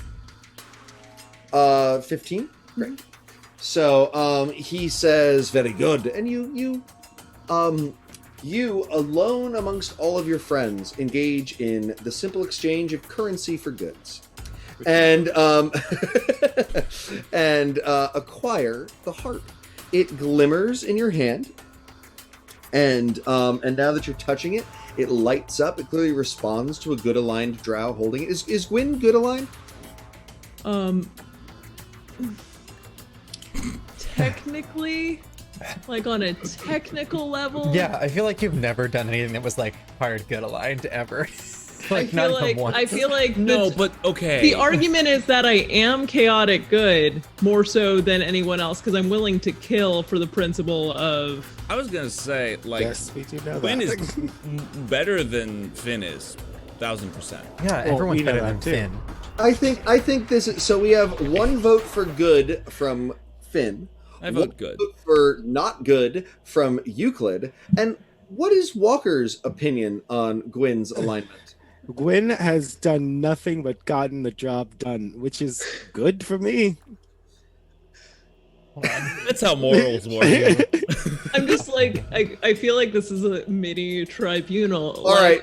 But You know wait, no, what? You know what? This Good. is our audience. I was already doing it. It's our audience Let inside. me case my point is, so I sided in early on, I sided with pure evil for the sake of being able to cast a plague on all evil at the risk of 4 people for the greater good of everyone. We have, okay, that was just murder, but it was murder for a friend. So that puts me in the everything to do with your dad and that whole thing. That was Finn's first like outright murder too. So that puts me at the Because of chaotic that. neutral end of it. And my third act You already argument would be Brexit, right? What's her name? And who knew coming back to the break it would be the judgment of Guinevere? Yeah. Eureka. like I That's- feel like that's there's what's happening right I now. say Farika's putting me in the chaotic good side of things. Is it? I don't know. I don't It was know. pretty bad. I Look, I'm kind not of. allowed. Skimmer I Moore cast saved your my ass. vote vocally. Okay, I'm lawful evil, but it's fine. All right, audience, there's a poll up. Vote: is Gwyn good? Is Gwyn neutral? Is she a are they a bad baby? Bad baby. Baby. Oh, I should have put gay baby jail. Into the gay baby jail. Still my favorite phrase. I feel like I am technically lawful neutral. Because I do You have a very started out saying you were chaotic good. I know, but like I then listed the things I've done and was able to reflect. Vote I more. know. I think everybody is of multiple minds about this, and we got a neutral. Oh, we got some more votes. More votes coming in. Oh my God, it's exciting. I like to think Oh, that it's tied. It's tied. It's tied. Oh, Oh gosh. No Oh, good. This is the most exciting poll we've had. Oh my God, it's tied again. occasionally Wow. Wow. Neutral. Hold ahead. Wolf. Hold. no. Oh, it's so close. Oh. It's getting this down to the let's wire. make up a scenario here. You can donate bits to vote again. Just saying that is. Wow. All right, possible. neutral's really pulling through. No one. Oh, it's I did Wow. argue with somebody You a who neutral perceived- baby. I argued with somebody Wow. who perceived that Are people themselves paying as- bits? Is that what's You happening? can pay 200 points to vote again. And Nosy Bob paid almost 3,000 points. Nosy Bob was like neutral. Those even lie. I love democracy. That Yes. is how democracy Okay. works. Okay, so like 12 of those remain. Yeah, those who have the most, their vote counts the most, right? My Yeah, favorite absolutely. win moment is still them arguing with Thumb about how their good is bullshit and Gwyn's good makes sense. So the heart. I just saw the heart from Dr. Ware. I got it. The harp does not react strongly, which tells you, by the way, Gwyn, in case Gwyn was wondering, you're no longer good aligned if you ever were. The Oh harp no, would have I reacted. climbed up. Maniac immediately. There's a reason I can't stay at either of my parents' house. All right, but you've got the harp, right? Yes. Got the harp now. Which brings us to Finnegan. There are drow paying in gold coins minted with your great-great-great-grandmother's face, the great dragon, upon them. Yeah, so where are they? What's the shop?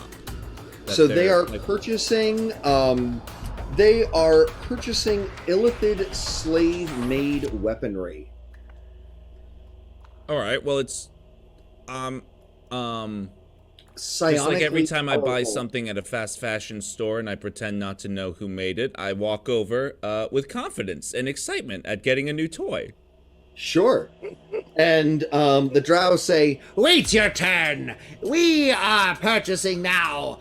Peruse with your eyes, but it is our place that is first. Glory to the No. Spider Queen!" No, all right, that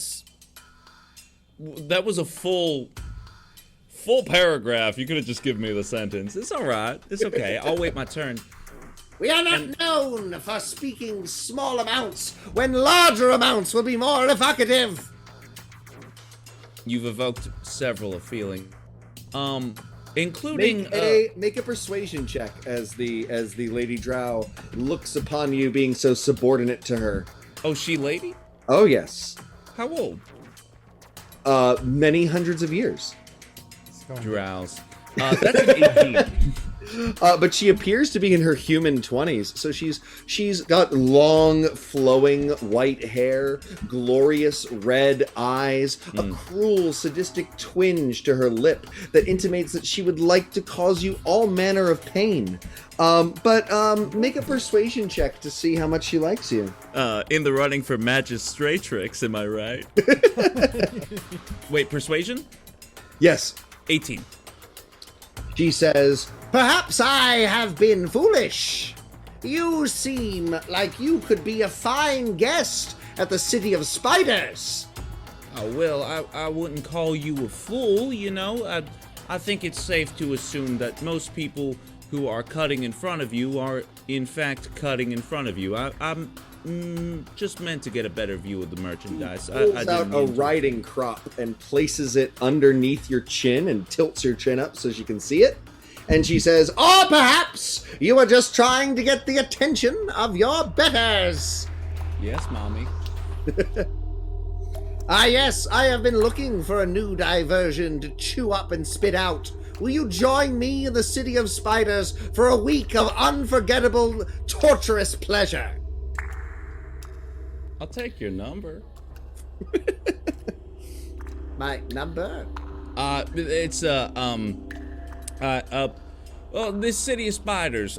You know, I'm a traveler from pretty far off. I'm not used to these parts. I don't know much about the city. I mean, not that I imagine we would get out of your abode very much, but if we went sightseeing, what's there?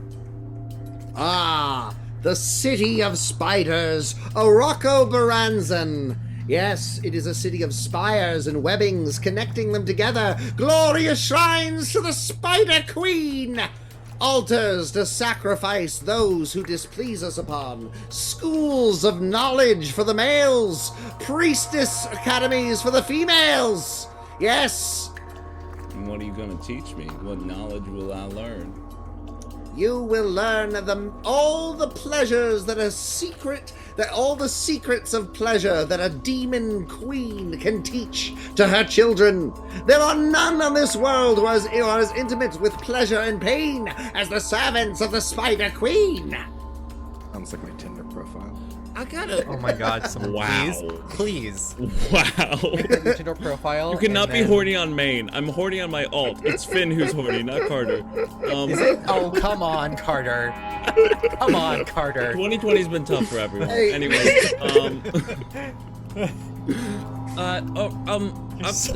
So red right now. all right. Well, not gonna lie, this scarf's getting a little hot. Okay, just a spider queen. I mean, well, you know, my scales aren't showing like they usually do, but I heard there was maybe a queen or a powerful woman. You belong to the Red Sovereign, she says when you show off your scales. Forgive me, I do not know that you are already the consort of another. What? Well, I don't. Yet You have dealings with the Red Sovereign. We would not wish to cause problems with her. Very well, forgive me for my invitation to introduce you to pleasures beyond the halfling ken. You're forgiven. This Red Sovereign, where is she? She lurks not far from the peak that is outside of the Demon Web Labyrinths. We do trade with her, mostly goods for gold, for she has so very much of it. And we mostly do tradings with her emissaries, those such as yourself. No, of course. Oh, have you done dealings with an emissary like me recently? Personally, no. But yes, our city does so all the time. In fact, many of the red-scaled halflings have been known to travel to Arachnobaranzan to make a trade for great spider-based goods. Our silk is par none. I'm sure. Well, thank you for your time. I don't mean to distract you from your shopping.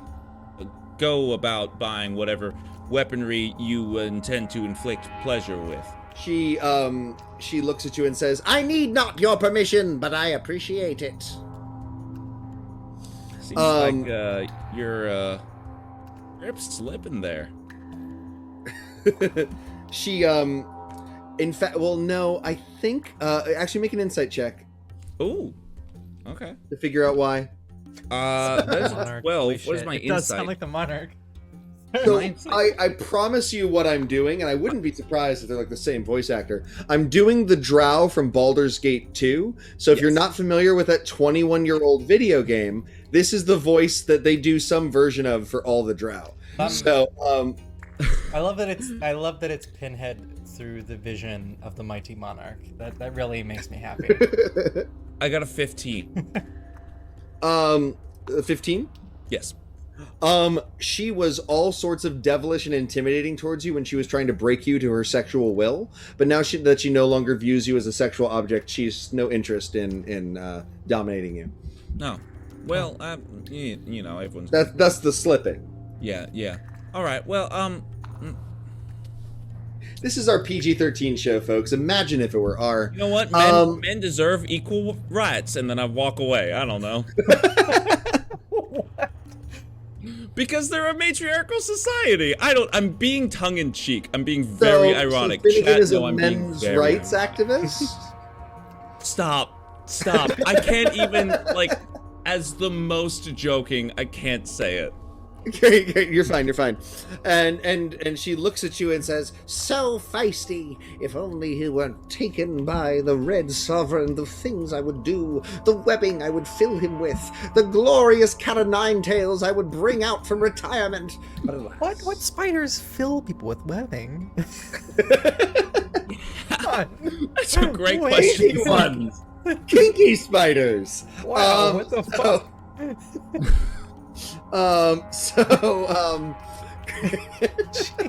That is not the scene I thought was going to happen. But Finn. You left Finn by himself. God damn it, Leave Finn. Finn by himself. Gonna make it about sex. Finn, how have you gone through like half of the different classes and you still missed Bard somehow? Like, Because Carter is a bard, and so I need to Yeah. play other classes in D&D. I'm a bard in real life. I understand that. Barter. That's your name now. No Murder. warlocks for me. that's funny. Oh, Roger. What's going on? Oh my god. Don't say it. Sorry. I just noticed that my face was so much smaller than everybody else's, and I wanted to have my You gotta have face big bigger. cheeks. And I destroyed everything. Big cheeks. But then I destroyed everything. This is slightly better, right? But now I'm at an Yes. angle. Everything's wrong. Yeah, you've got a bit of a Dutch angle now, but we'll deal with it. We'll I mean, live. it looks like you got a La Sombra in your mirror back there. Ooh, But, yeah. it's a little better now. Madrow, that was such a missed opportunity. You're right. Madrowdy. Next time, Uh-huh. I got you. Very good. Yeah, neutral pretty thirsty. I am neutral. I did in one of my Planescape campaigns have a men's right activist drow villain. Good. Yeah. And yeah, no, he was awful. John's grosses are gross. Oh, Yes. So there was a cat here for a second. I don't think cat's in chat. I don't know if you saw it, but I can call it out. no, I saw. I saw Oh. And Terry's I in the was, background, sitting on the couch. Yeah. What? did Terry's you in the see background one on the of couch. guys, let's vote on Roger Tweez. Let's vote on Finn's alignment. I think it's neutral thirsty. All right. I'm gonna make a joke. Vote. Go for it. Okay, but like, go along with the story. Yeah, keep going. You have looked through this place. You could question the people that are selling the things that belong to Gwyn's parents about where they're being held. You could search the city for myconids or like. Now it's time for main quest, right? We did little market side quests. Now it's time for main quests. How do you want to go about this? You're in the market district. Everything else is cut off to anybody that is not Duergar. Does that make sense? Well, so it's a market, and these people are okay with slaves. Where's the slave part of the market? Here, surrounding you. Oh, And we don't There's see no sign of the drow. We don't see any. We don't see any Yeah, drow. we had no scenes with the slave marketeers because you had nothing to purchase or buy from them. Well, obviously. Oh my, Zeke, why? Why? They're all true. I can't vote for all three. You can. You can spend bits for it. No. I'm gonna vote for my favorite. 'cause Wet's he- really hard in the lead. Here I'm on, voting. I voted for Ravenous because it's a good SAT word. Here on Dice, Drinks, and Drama, we're honest with ourselves. We've all been. Never mind. I'm not going to finish what I was going to So say. Wet's still hard in the lead, everybody. We don't see any Myconids. Not here. No. You get the feeling that they're not being traded. Remember, these are the slaves. If there are Duergar slaves out here, they're the ones they don't want. These are the ones that are being sold to drow and illithids and all the other creatures that lurk down here. Oh yeah. Right? So we have to probably get information from deeper into the city. I know that if these Myconids have been stolen, then they are probably being used, how do we say, recreationally. So, like, are there any, like, maybe, like, drug-related bits I could snoop around? I mean, I've got a People- crown of literal mushroom. You didn't take that off before you were sneaking around? I put it Okay. Oh my god, this is a tie. like consistent stealth checks. I am be confirmed. very clear- Finnegan is both ravenous. Yeah. And No, wet. he's Ravenous Wet. Yes. Yeah. That's his alignment. Ravenous Wet. Alignment. Yeah. Right? I So spent just 600 points. make sure you don't try to use any restricted items that are for like only the dry. For example, Oh, like please. the kind of stuff that Ben Shapiro might buy for his wife. Don't use that stuff, right? Fabulous Oh, callback. that's a throwback. That was 2020. Yeah. Yeah. Um, God, so we're still thank in you. that, by the way. I just want to remind you. Yes, we are. We still have a few more days. So Is the moon gonna crash? Who the knows? what? I mean, 72 hours left. Right. someone's I like know. assembling. Okay, I don't know if anybody can hear this right now, but someone is like assembling the entire apartment below and around us. I thought it was me. Can't hear it. There's like hammering. There's like someone who keeps using like a router like constantly for the past half hour. I would not be surprised. Good news is we can't hear it. Sorry, I'm so glad. I just need to make Yeah. sure that no one else can hear it. No, Sorry appreciate about it. Lost all tracks. So that. Yeah, but, like I Are, hit the mushroom crown, but so- like I've so- got it back on. you want to try to find out what's going on with the Myconids before you find out what's going on with the Drow, is what I'm hearing? I'm thinking that because I know that the Myconids are being sold and traded, I can probably pry open the minds of high individuals and get information that way on the city. Sure. Well, you got to find out where that drug den is first. Is that what you want to do? Yeah, let's sniff around. Great. Got how? any, Are you talking to people, or are you like walking? Are you hoping it's in the Travelers, the Merchant District? I'm assuming that I have like spores on me, and I'm kind of hoping I can just be like, hey, you know where I can get some of this? Sure. So you're going to go to a Duergar salesman that knows the city? I'm gonna follow behind just so when Shiver in Winters goes, I need some of this, I can point. And that's giving the help action on any social check. Great. Great. Holy shit. Thank you for letting me know the effect that your action would have. I'm helping. It will indeed help, and you will indeed give advantage. I just thought it was funny. All right. Yes. So you Yeah, go to Duergar Merchant that is selling all manner of foodstuffs, right? Mhm. You do see mushroom burgers and scones that look like they would just destroy your teeth, right? And it says, "Ach, our food's probably not the best for ye. You look like you've got a soft overworlder's palate." excuse me, but these are not for me. These are for my mistress.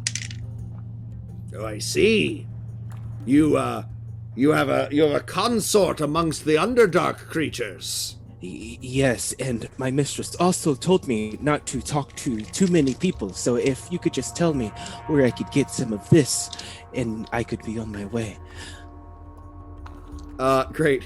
Finn, there's a baggie, apparently a plastic baggie of mushrooms. They're just like spores. Oh, I don't know. It's the way you held it up is like it's a plastic baggie. It's a little sack. It's a little burlap sack, right? No, it's kind of just. bag. I was kind of like just patting my cloak and being like, "You see the spores on here? Want to buy a mushroom? Yeah." Great. So make your persuasion check with advantage due to the helpful pointing and Vanna Whiting of Finn. Thank you, Vanna. Meanwhile, that is going to be an 18 plus. Great. And he says, the good stuff. Mostly we don't let anyone get into that. But we have some extra due to a recent raid.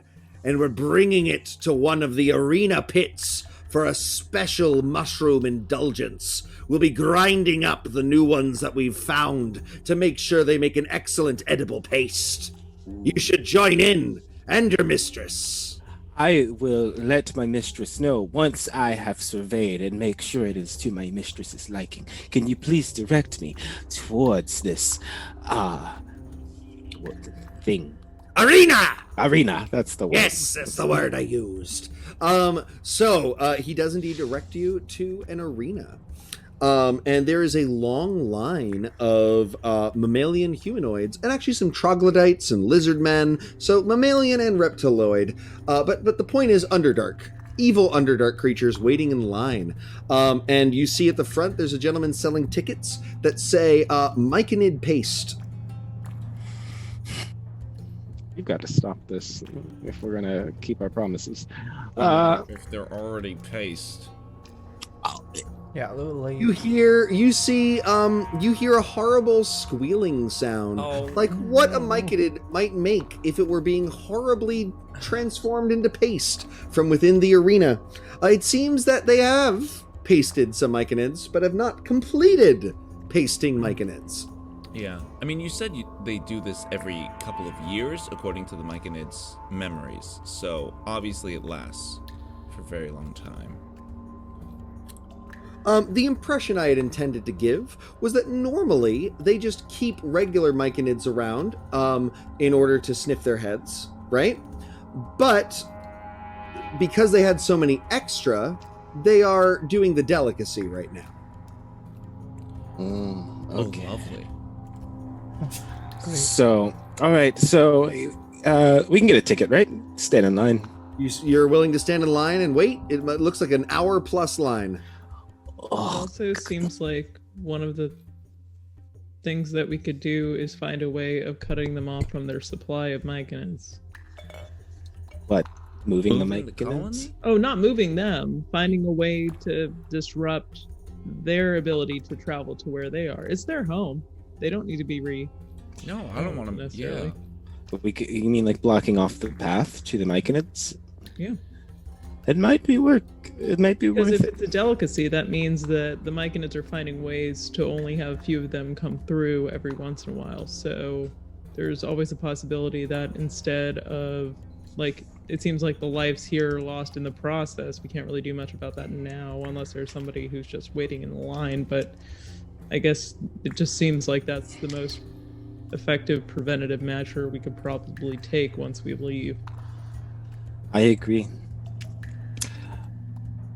So, While in line though, Finnegan is just gonna like pull on the of whatever mammalian or reptilian humanoid A is in front of- troglodyte that looks like a very angry lizard folk leans on its makeshift spear and turns towards you and says, "What?" Well, I beg your pardon. I'm very excited for the paced as well. I was just wondering, I was looking around the market, and the slaves, I mean, they're fine. They don't seem as good as they could be, you know what I'm saying? He looks at you and says, I do not. All right. Enjoy getting high. No, I am now intrigued. Explain. Well, I'm just saying, right? Like, you look around and it's an aboleth selling scum. I like the Duergar are brilliant traders and effective slavers. This is not the cream of their crop, right? It can't be. Yes, they keep the best for themselves. This is the way that we live. We Well- also keep the finest quaggoths that we capture to serve as muscle. Well, sure, but what's a Duergar to you? Right? You're a Trog. Short and tasty. Right, exactly. So, why do you let them keep the best from you? Because they find it. We cannot fight them all.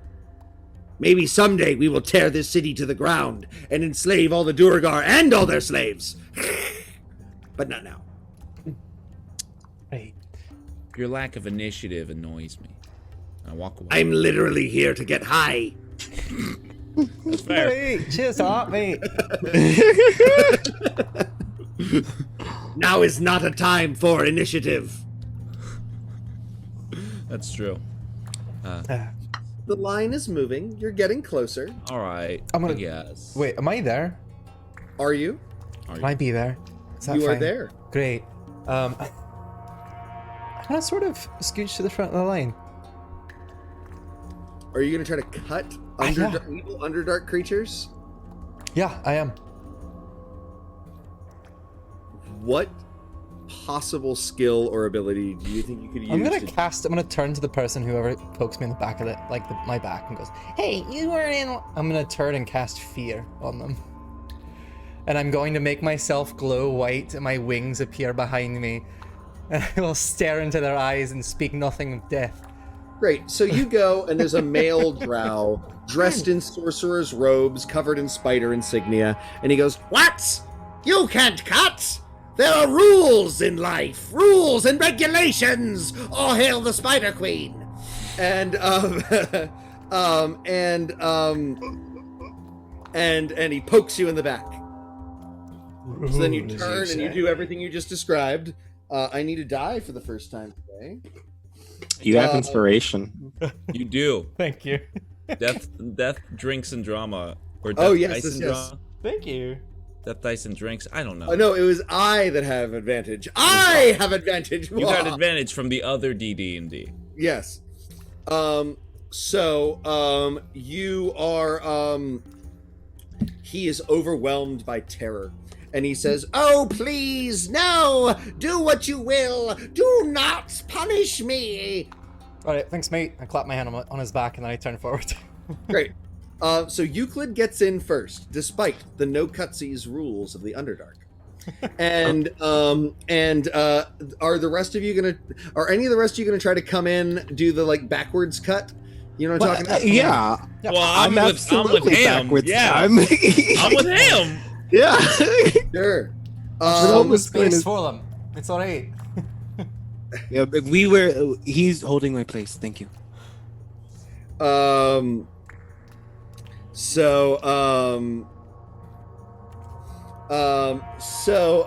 John, your brother is being chaotic in the. Yeah, like I'm about to respond to him by saying that was debunked and was part of like an entire.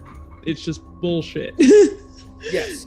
I said it here. I don't need to say that else. For what it's worth, my favorite description of me and my two little brothers is we are the children from Bob's Burgers in order. I'm Tina. My middle brother is very Gene, and Patrick, who's in the chat, is extraordinarily Louise. And if you don't think that's how Louise wouldn't solve this issue, right? Oh, That is exactly the sort of thing Louise would do. And, so, I'm just glad I got evil- to use fear and it worked. I've tried to use that so many So times. you all backwards cutsies, and you end up, there is a giant meat grinder with a huge lever on the side that a very muscly dwarf is prepared to use. You see that there's lots of mushroom paste in like an almost conveyor belt style thing that they are ladling into bowls. And you see lots of people lying about as though it were a opium den. Right?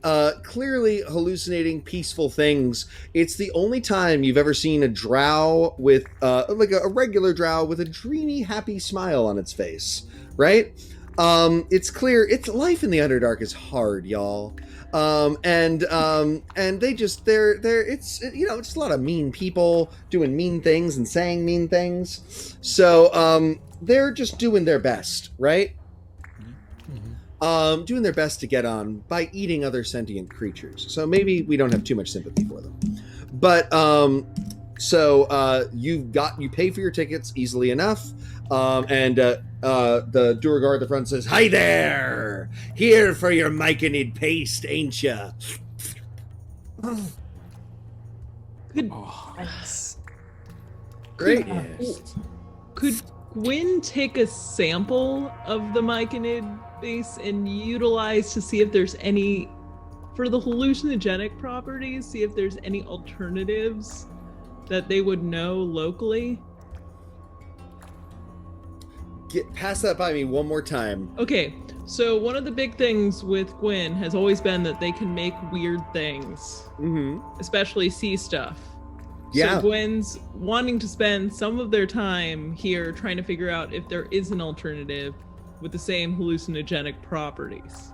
Sure. So first of all, mildly speaking, they're harvesting but not killing the myconid babies to get a smaller version of this. Yeah. Second of all, they're absolutely less potent, non-sentient mushrooms that would do similar things. They're just less potent, and the Duergar don't care about hurting people. Does that make sense?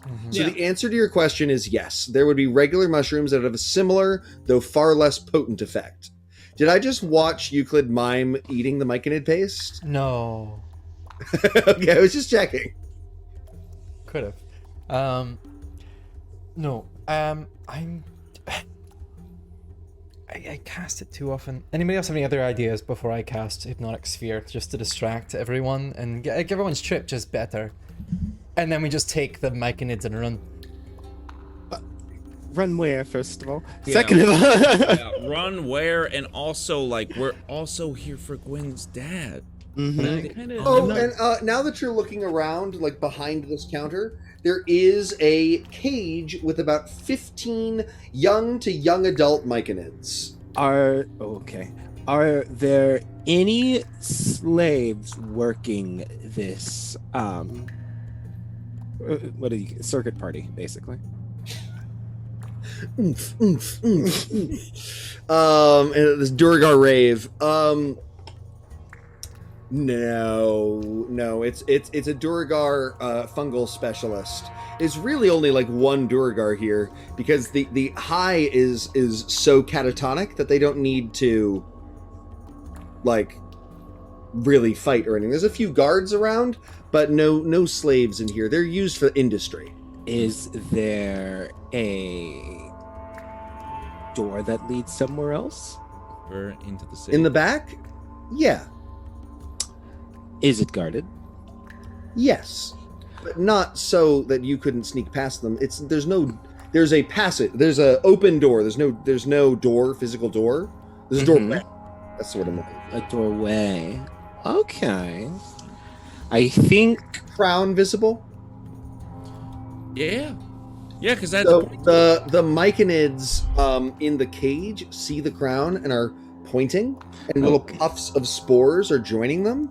It clearly marks you as a myconid savior of some sort. So they're all getting a little excited, and the dwarf smacks the side of the cage with a rod and says, "Shut up!" Okay, so here's the thing. We've got a we've got a vote. Should Euclid taste of the platter? Just in case people are listening and not watching the chat. Oh gosh, we're tied. Wow, there's a lot of immediate votes. Anyway, Yeah. Sorry. I didn't expect this to be. We didn't have to interrupt the conversation. I meant this to be a joke in the but background. I know when I watch this sort of thing, I usually have it like on and I'm listening to it. So I try to verbalize the things. Oh gosh, there's Looks like you're eating some myconid, dude. Oh no. Yeah. You and Walker are You left it up to clearly of the eating sentient things I brothers. was like, I didn't need any of this, This Mike and taste. Isn't sentient anymore. It's Oh? just a portion. It tied for a second. Oh wow. Yeah, it's These votes today.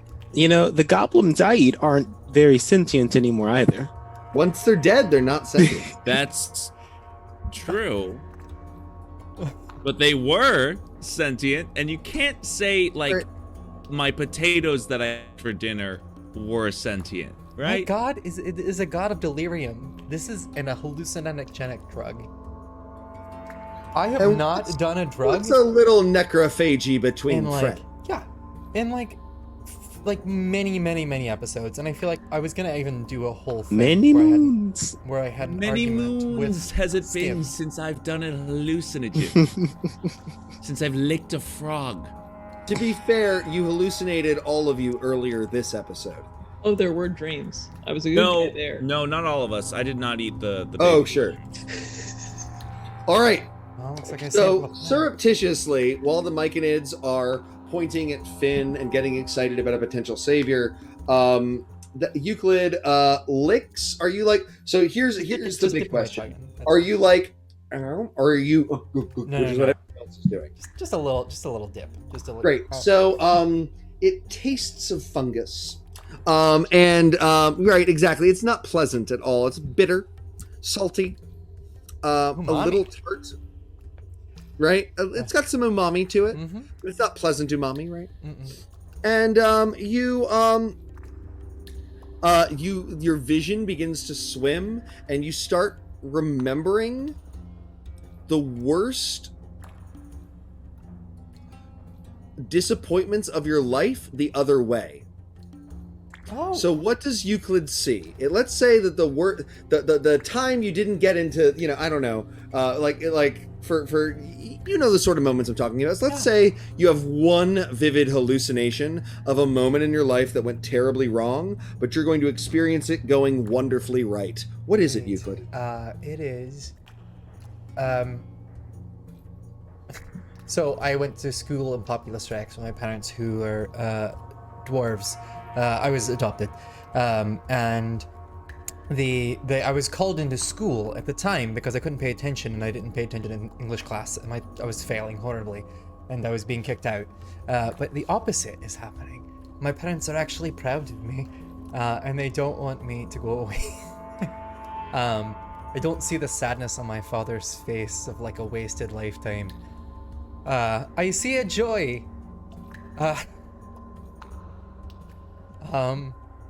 So because you only do the smallest lick, it lasts for maybe 45 seconds, but it felt like it lasted however long that memory was.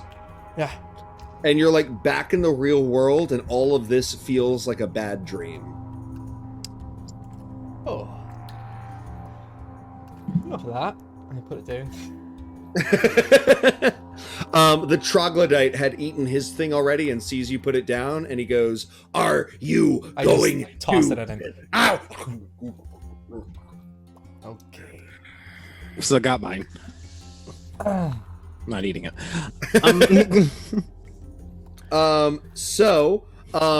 That's what I do, Roger Twee. I make things real in our fantasy. How did things get so real? Anyway, Sorry, y'all. Sorry. Something It was. Look, maybe some of us have real experiences. Anyway. You go in the back. You're gonna make a stealth check, Shivers. Let's see. That is 17. So, You go in the back and you see that one cage was just the beginning. There's another 20 or so young to young adult, younger. The ones you saw outside were the oldest of them, and it seems those are the ones they're willing to grind up. Here are the newest ones, the baby mushrooms, and they're being tended by a slave. Victoria, would you be so kind as to tell us about the slave that is tending the mushrooms?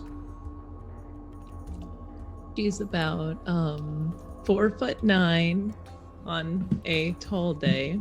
She seems to be a little bit more glamorous than all of them, as if she's been sneaking soot and stuff on her face to feel a little bit more special. You can see that a lot of the other slaves kind of look at her like she's just a little bit too much to deal with. Why don't we start with species? And, sorry. Yeah, you're fine. She's just a hill so people- dwarf. Great. Yes.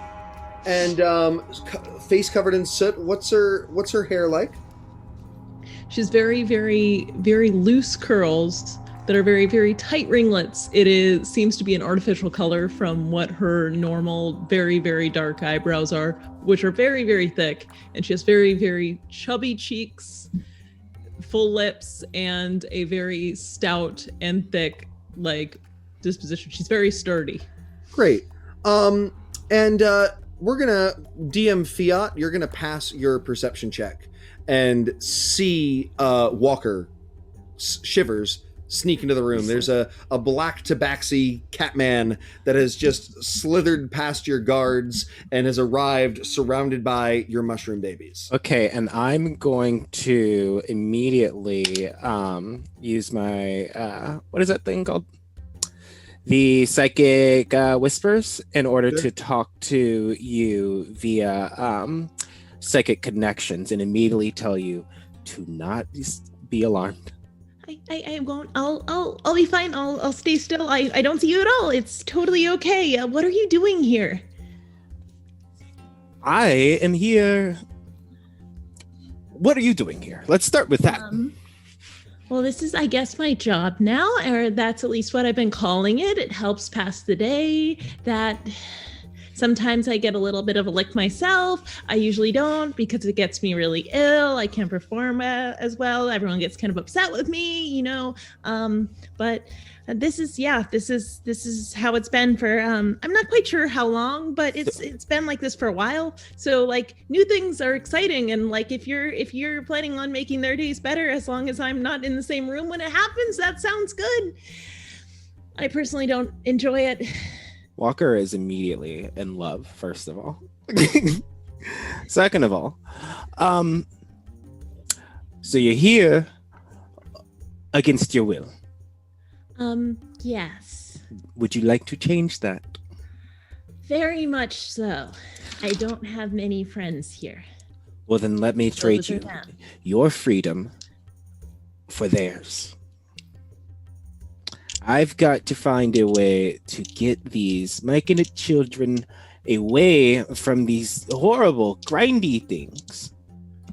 So, But I'm going to need your help because you should know the ins and outs of this place, yes? Yes, kind of. The areas that they let me see so I don't go away.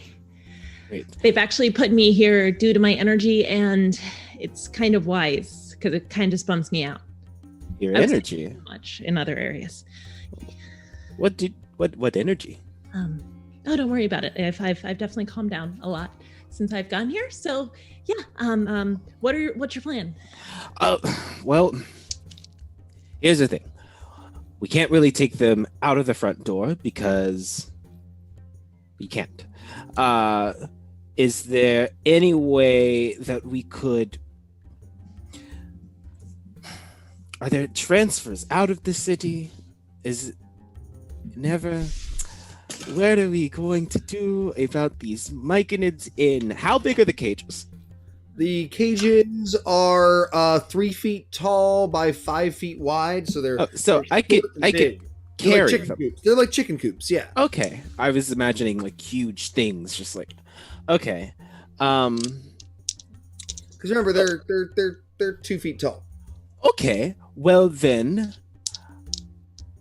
I'm going to need you to do some acting because I am going to purchase all of these myconoids and take them with me. Now, you don't actually have that kind of money to buy 30 slaves. Yes, which is why we are all pretending.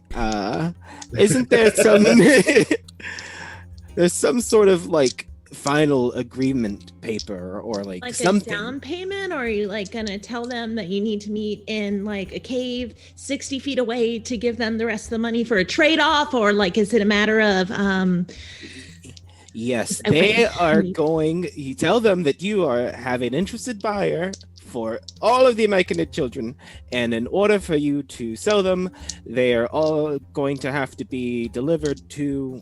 Where is a good place to have these delivered to? I know that there's like some areas that like that I usually have to go that nobody else can really see. I don't really get it why, but like tell me that place.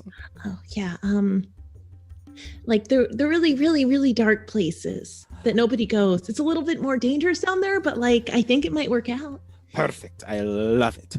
So yes, we are going to make this exchange for do I have any kind of coin on me that would signify that I have like money? I mean like yeah.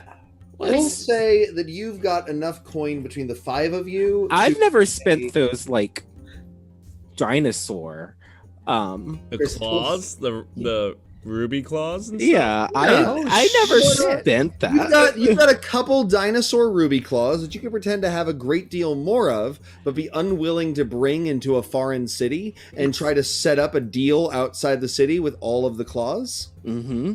So you take this to your whoever is in charge of these myconids, and you tell them if they want more of that, they will bring all of these myconids to that designated place. Is that exactly what I should say?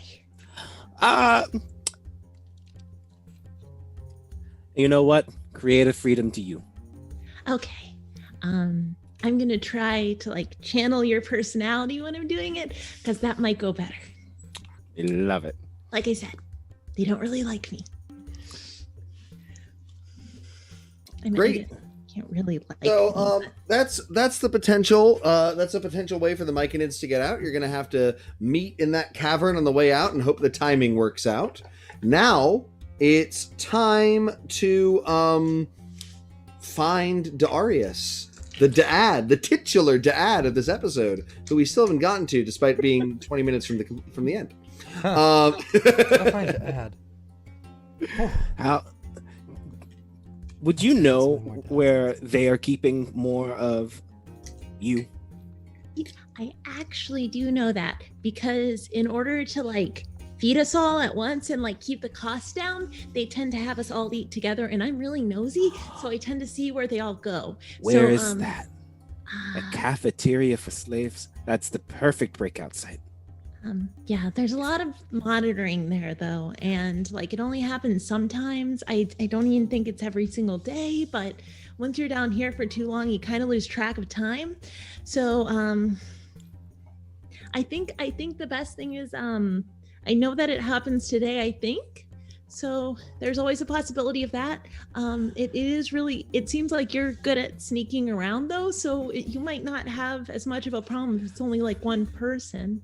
So the important thing to note is that this location is in the Durgar only section of the city. If any of you are seen in that part of the city, you will be immediately captured and dealt with poorly. But I think you're a little too tall and furry.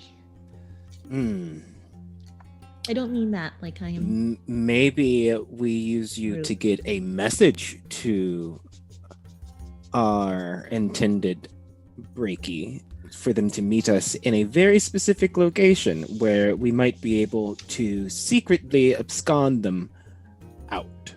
We have a need of this certain person, Darius, if you might know who that is.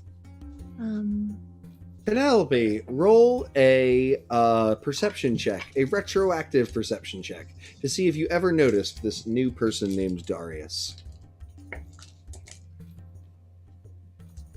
I got a 19. You remember this tall, statuesque, handsome, lavender-eyed dark elf bard named Darius, who just recently got brought in. Sorry. He's so pretty, and like sometimes I stare, and then he notices, and then he gets really uncomfortable, and it's a whole vicious cycle where it kind of goes back and forth, and it's fine, but like I wish he would just look back for a little longer, you know? Oh, believe me, I know. All right, so yes, tell Darius to. Do you know? I know I was a slave once. You know, I know how we like to, you know, have our own type of way of communicating and getting around, you know. So if you could tell Darius to meet us in a secure location, secure enough location, a lightly guarded location. Tell them there's muscle about. I can do that. It's also maybe that'll help me out. Maybe they'll Absolutely. You come too. And if you Oh, have any she's- friends, She Bring is them not leaving this area anytime soon. You're gonna have to meet her out of the city after working with her. She is definitely stuck here.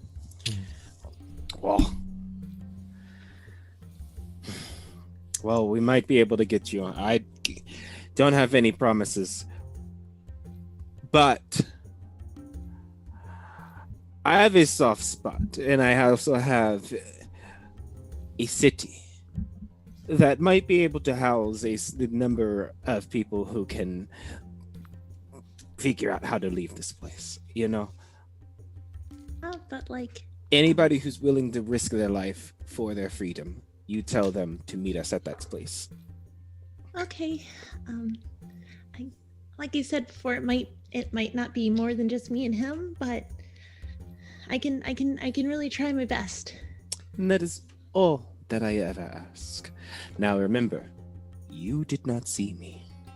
I did not see you. You were not here. I was talking to myself in my own head. Yes. And I'm gonna slip out. Great. I So love you. let's reiterate the plan. So I think it works. I just want to make sure I'm clear on it. Please reiterate in straight English the plan. All right. Step 1. We are going to have a Penelope. We're going to have Penelope send a message to Darius and maybe possibly other slaves to meet us at a location that has been predetermined, I hope. This will also have a slight degree of stealth because Penelope's charisma is pretty low. Great. So we'll say that A there. lightly guarded location. Oh God, there aren't any. That's what one. A The less lightest. than heavily guarded The location. lightest guarded location. So the times that they are the least specifically guarded are when they're being walked through the city in chains. They're released from their chains when they reach destinations, but when they're in between spots, there's only a guard on either end of the chain line.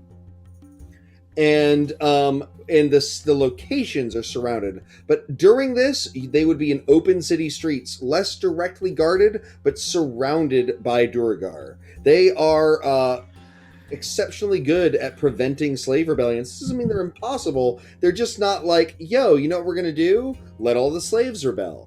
Right? Does that make But sense? They're also then not expecting outside reinforcements. So maybe then we can create a path for them to run towards us. Because Right. though they are surrounded by all sides, if we create one opening, then they can get to us. And then we'll just have to escape the city very, very fast. Maybe. Very quick. Great.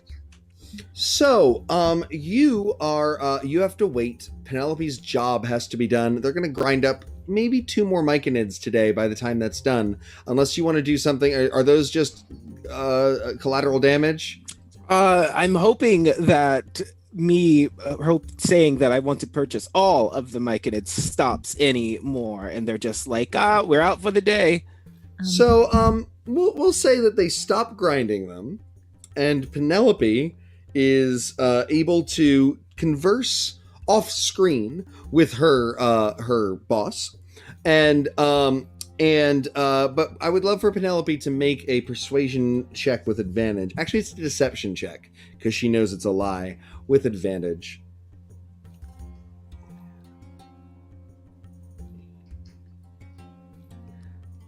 That was with advantage, right? Okay, 16. 16, great.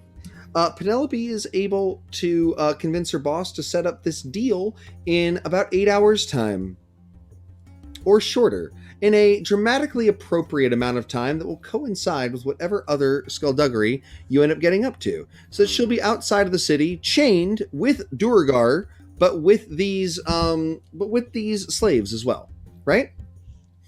With these myconids as well. It will coincide majestically and miraculously with whatever other timing you need for the Darius escapade. Oh, perfect.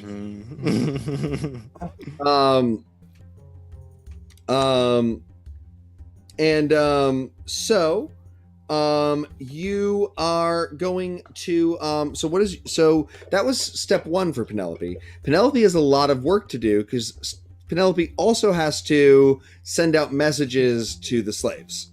Yeah. Yes. Obviously, open talking between the different slave camps is not smiled on because that's how rebellions happen. So how is Penelope going to get this message to Darius? And incidentally, the Duergar can innately cast enlarge, so they are indeed growers, not showers. This is I am answering in the chat. I know, I was What's just happening? typing. Does everyone have to... How thirsty does this chat have to get? Okay. We've addressed the thirst already. I just want to point out that with Duergar, they start out very small, but they become very large. So for them, size does matter, and they have options. It seems like it doesn't, because they have options. So there's these little tablets that you find, and when you put them in water, they become like animals, and so that's them. Yes. So Penelope is going to kind of try a lot of nonverbal communication, and it isn't really going to go too well, but there's one particular instance that stands out. And so she's just stuttering her way, just staring across, and she almost drools a little bit, and he gets a little bit uncomfortable because he can see her. And then she's like, can you I mean this in a really weird way, and she's trying really hard to not bother the Duergar, but like I think that person is exposed, and you might want to go tell them to cover up, because us other slaves, there's modesty. You wouldn't want us trying to be friends with each other. And she slips something into his boot. Sure, make a sleight of hand check with advantage.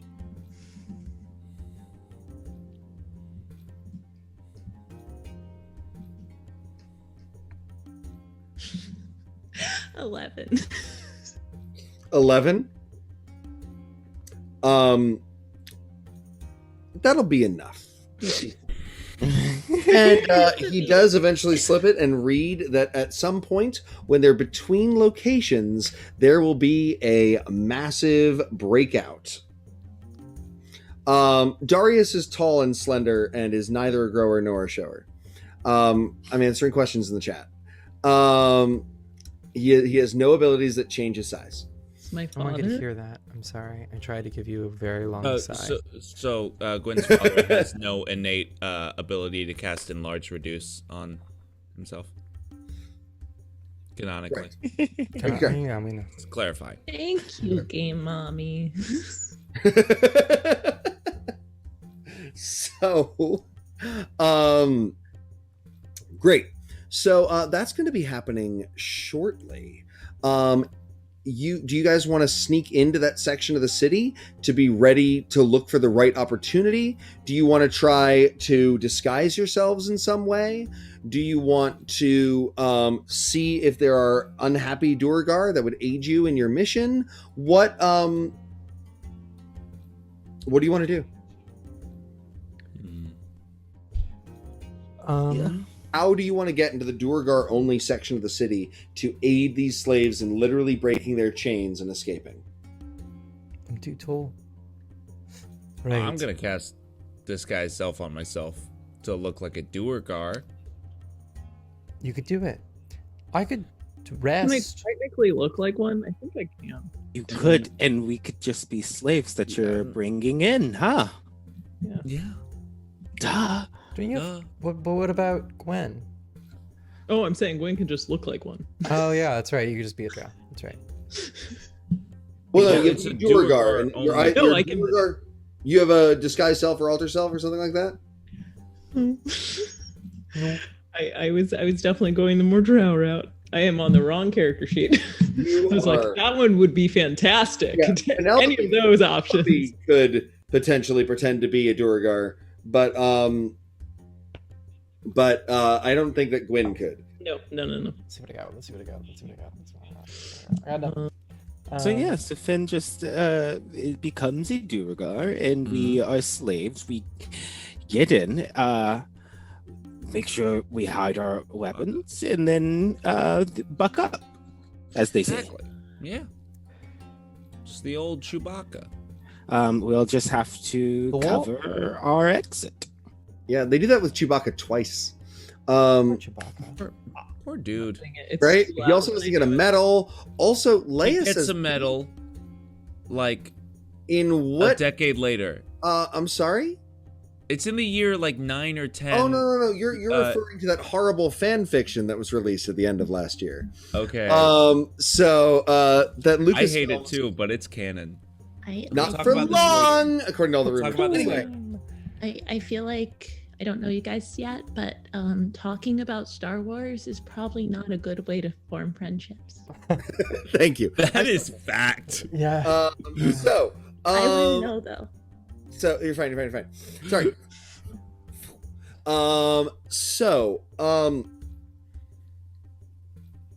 You are we're figuring out. So we're gonna do the old Chewbacca. Finn is gonna make himself look like a Duergar Mhm. and do his best growly Scottish accent. And Welcome. and the rest of you are going to go in chains that are easily openable. If I don't like Right. it. Don't like it. I know, neither do I, but it's necessary. Yes. So Wait. you begin to walk into. Ooh, wait. I forgot. This is happening at the same time as the mic and the No. Dramatically appropriate. You'll be leaving the city at the time that you need to meet the Myconids. Okay, great. Mhm. If this were a cinematic movie, we'd say in an hour and a half, and then situations would fall out that way. I'm just going the cinematic route as opposed to the, like, I say it's an hour and a half, you have to figure out exactly how to get there. I Right? see. Because- Because rule of Because- cool. What? It's rule of cool. And it's just not the way it works in movies. Because whenever I try to time something, it's either like, and then you wait for 2 hours, and then you run out of time, and the thing I wanted you to succeed at fails. Yeah. And so I just like to say cinematic time. At a dramatically appropriate amount of time, they will meet you there. Great. So yeah, we're No, just video games work too. we're shambling. Sorry? So we're shambling along in You chains. shamble along in chains.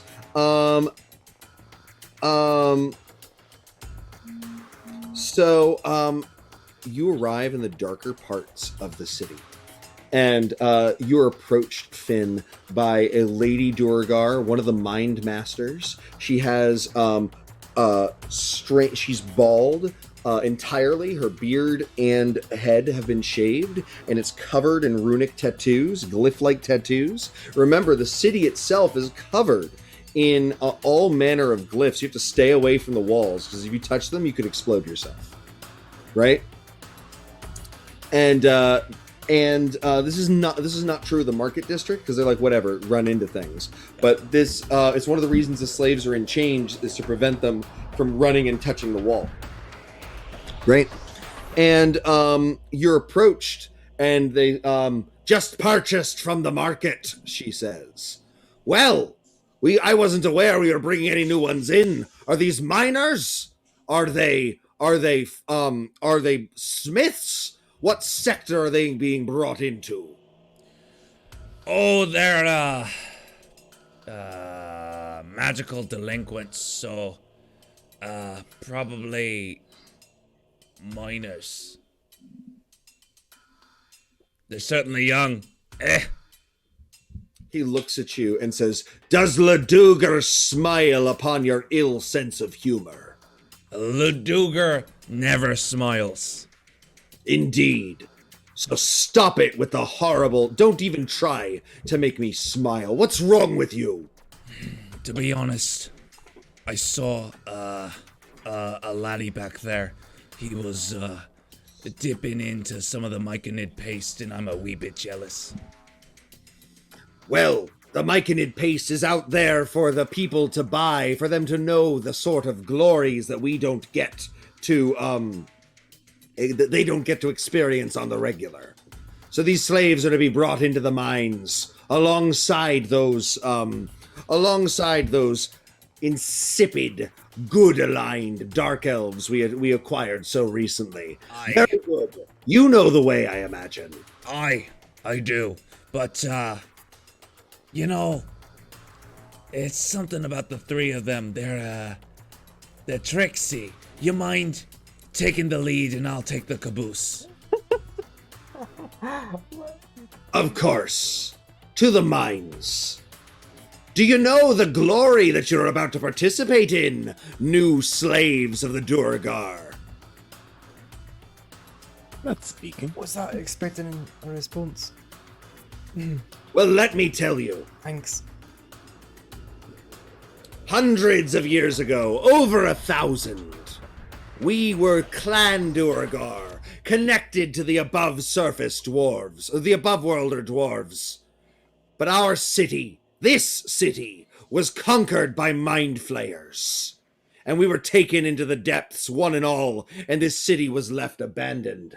They tortured us. They melted our minds. They introduced us to they forced us to use our own minds to dig and to grow. And every day, every century, we waited for the above-worlder dwarves with their stories of honor and friendship and family, that they would come and save us. And we waited centuries. And they never came. Wait, is that true? Yes. Yes! So are you still technically waiting? No. Okay. We escaped ourselves. We fought against our captors, and we succeeded, and we escaped back to our city and used magics we had learned so they could never take us again. But we are not happy enough for that. What is it, slave? You have a question about your new history? No, nothing at all. I was just saying, like, if you know, they showed up now, I'm guessing the answer would be like, right, fuck off then, right? Well, we're doing the opposite. They think they could sit up there with their hypocrisy, thinking that they were so much better than us, praying to their gods of hearth, home, family, and community, while spitting on the brothers that needed them. Aye, and filling out their paperwork. While She looks at you and says, "What?" They're bureaucrats. Everybody Even knows better that we'll stomp them into the dust. The only thing we live for, the purpose of this city, is vengeance for the family that abandoned us when we needed them most. We'll show them. We'll tear down their shrines. We'll kill every last one of them. And when it's done, they will suffer 10 times as much as we did for leaving us in the dark. It kind of sounds like if they give you a hug, you'll be fine. Like, I imagine you tell this to every chain I gang, smack right? Guin on the back of the head and say, "Silent slave!" now, as they are, Mouth off again and you'll get another one. The power. Gwyn- I love it. Laugh. Gwyn like goes into their shroud, and they're like, Do I, Shivers, notice any manholes or like plumbing or any way to get into these sewers? So no sewers in the city. Since we're going to talk about their waste systems, it's going to be shafts that fall into the cavern below. That is filled with smoke and would be heavily obscured and pretty easy to abscond with a large amount of people with. It is a several thousand foot drop. Remember, because you're in stalactites. If you have feather fall. But that doesn't mean that you couldn't do it. That's actually a great end, and the landing might be soft. Full of poop. "Oh, I don't that- like that might. sounds familiar." I don't like might. I like trying to find a magic item that can mass cast Featherfall first. But okay, good to know. Didn't you that have part. with that gooey thing made a little gooey bridge so that we didn't fall all the way? But you just Prestidigitation? The cantrip? No. oh well. It's a very interesting better conversation magic to have star. with people in front of. This is You're clearly not- not my bad Scottish accent. Actually, This is OOC. good news, you all can communicate without being overheard. Why? Yes, we can because Not I. important. That's true, and because I have my psychic whispers for the next Ah. 1 hour. We can all talk to each other. Gwyn says that out loud and in their brain. Mm-hmm. So yes, Silent slave, I say, So- and then telepathically go, I'm so sorry. So you're being brought in. Like, to the Gwyn's like, "I'm gonna slave, bite you." You're being brought in, and she says, "You're lucky. Every 3 days, we give the slaves a full meal, and today is that day. we get to eat. So you're going to get first thing to eat the gruel." Oh, what kind of? What are the dietary restrictions? Do you say this out loud? Yes. All right. She turns to you and says, "I've had about enough." And a terrible psychic blue mind whip appears, and she cracks it at you. What's your armor class, Gwen? My armor class is 17. Um, Ready to get hit. So He squish. hits you,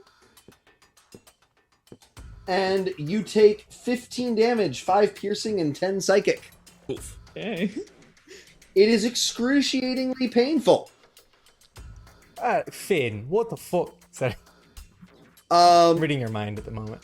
and she What do says, you- "Silence! You are being brought Character. to the gruel chambers, and you will have the finest food that you shall have for the next few days." I'm just saying, it feels like we're being spoiled on the first day. Aye, you are. Now sit down and eat, lassie. Great, and you are all brought into the slave feeding chambers, which is where we will pick up next week in the new year in 2021. Wow. This year. Hi guys, it's me, Carter, or Finnegan, or Editor, whatever you want to call me. First off, I want to thank you on behalf of the whole DDnD team. It means a lot to us that you're watching our content on YouTube.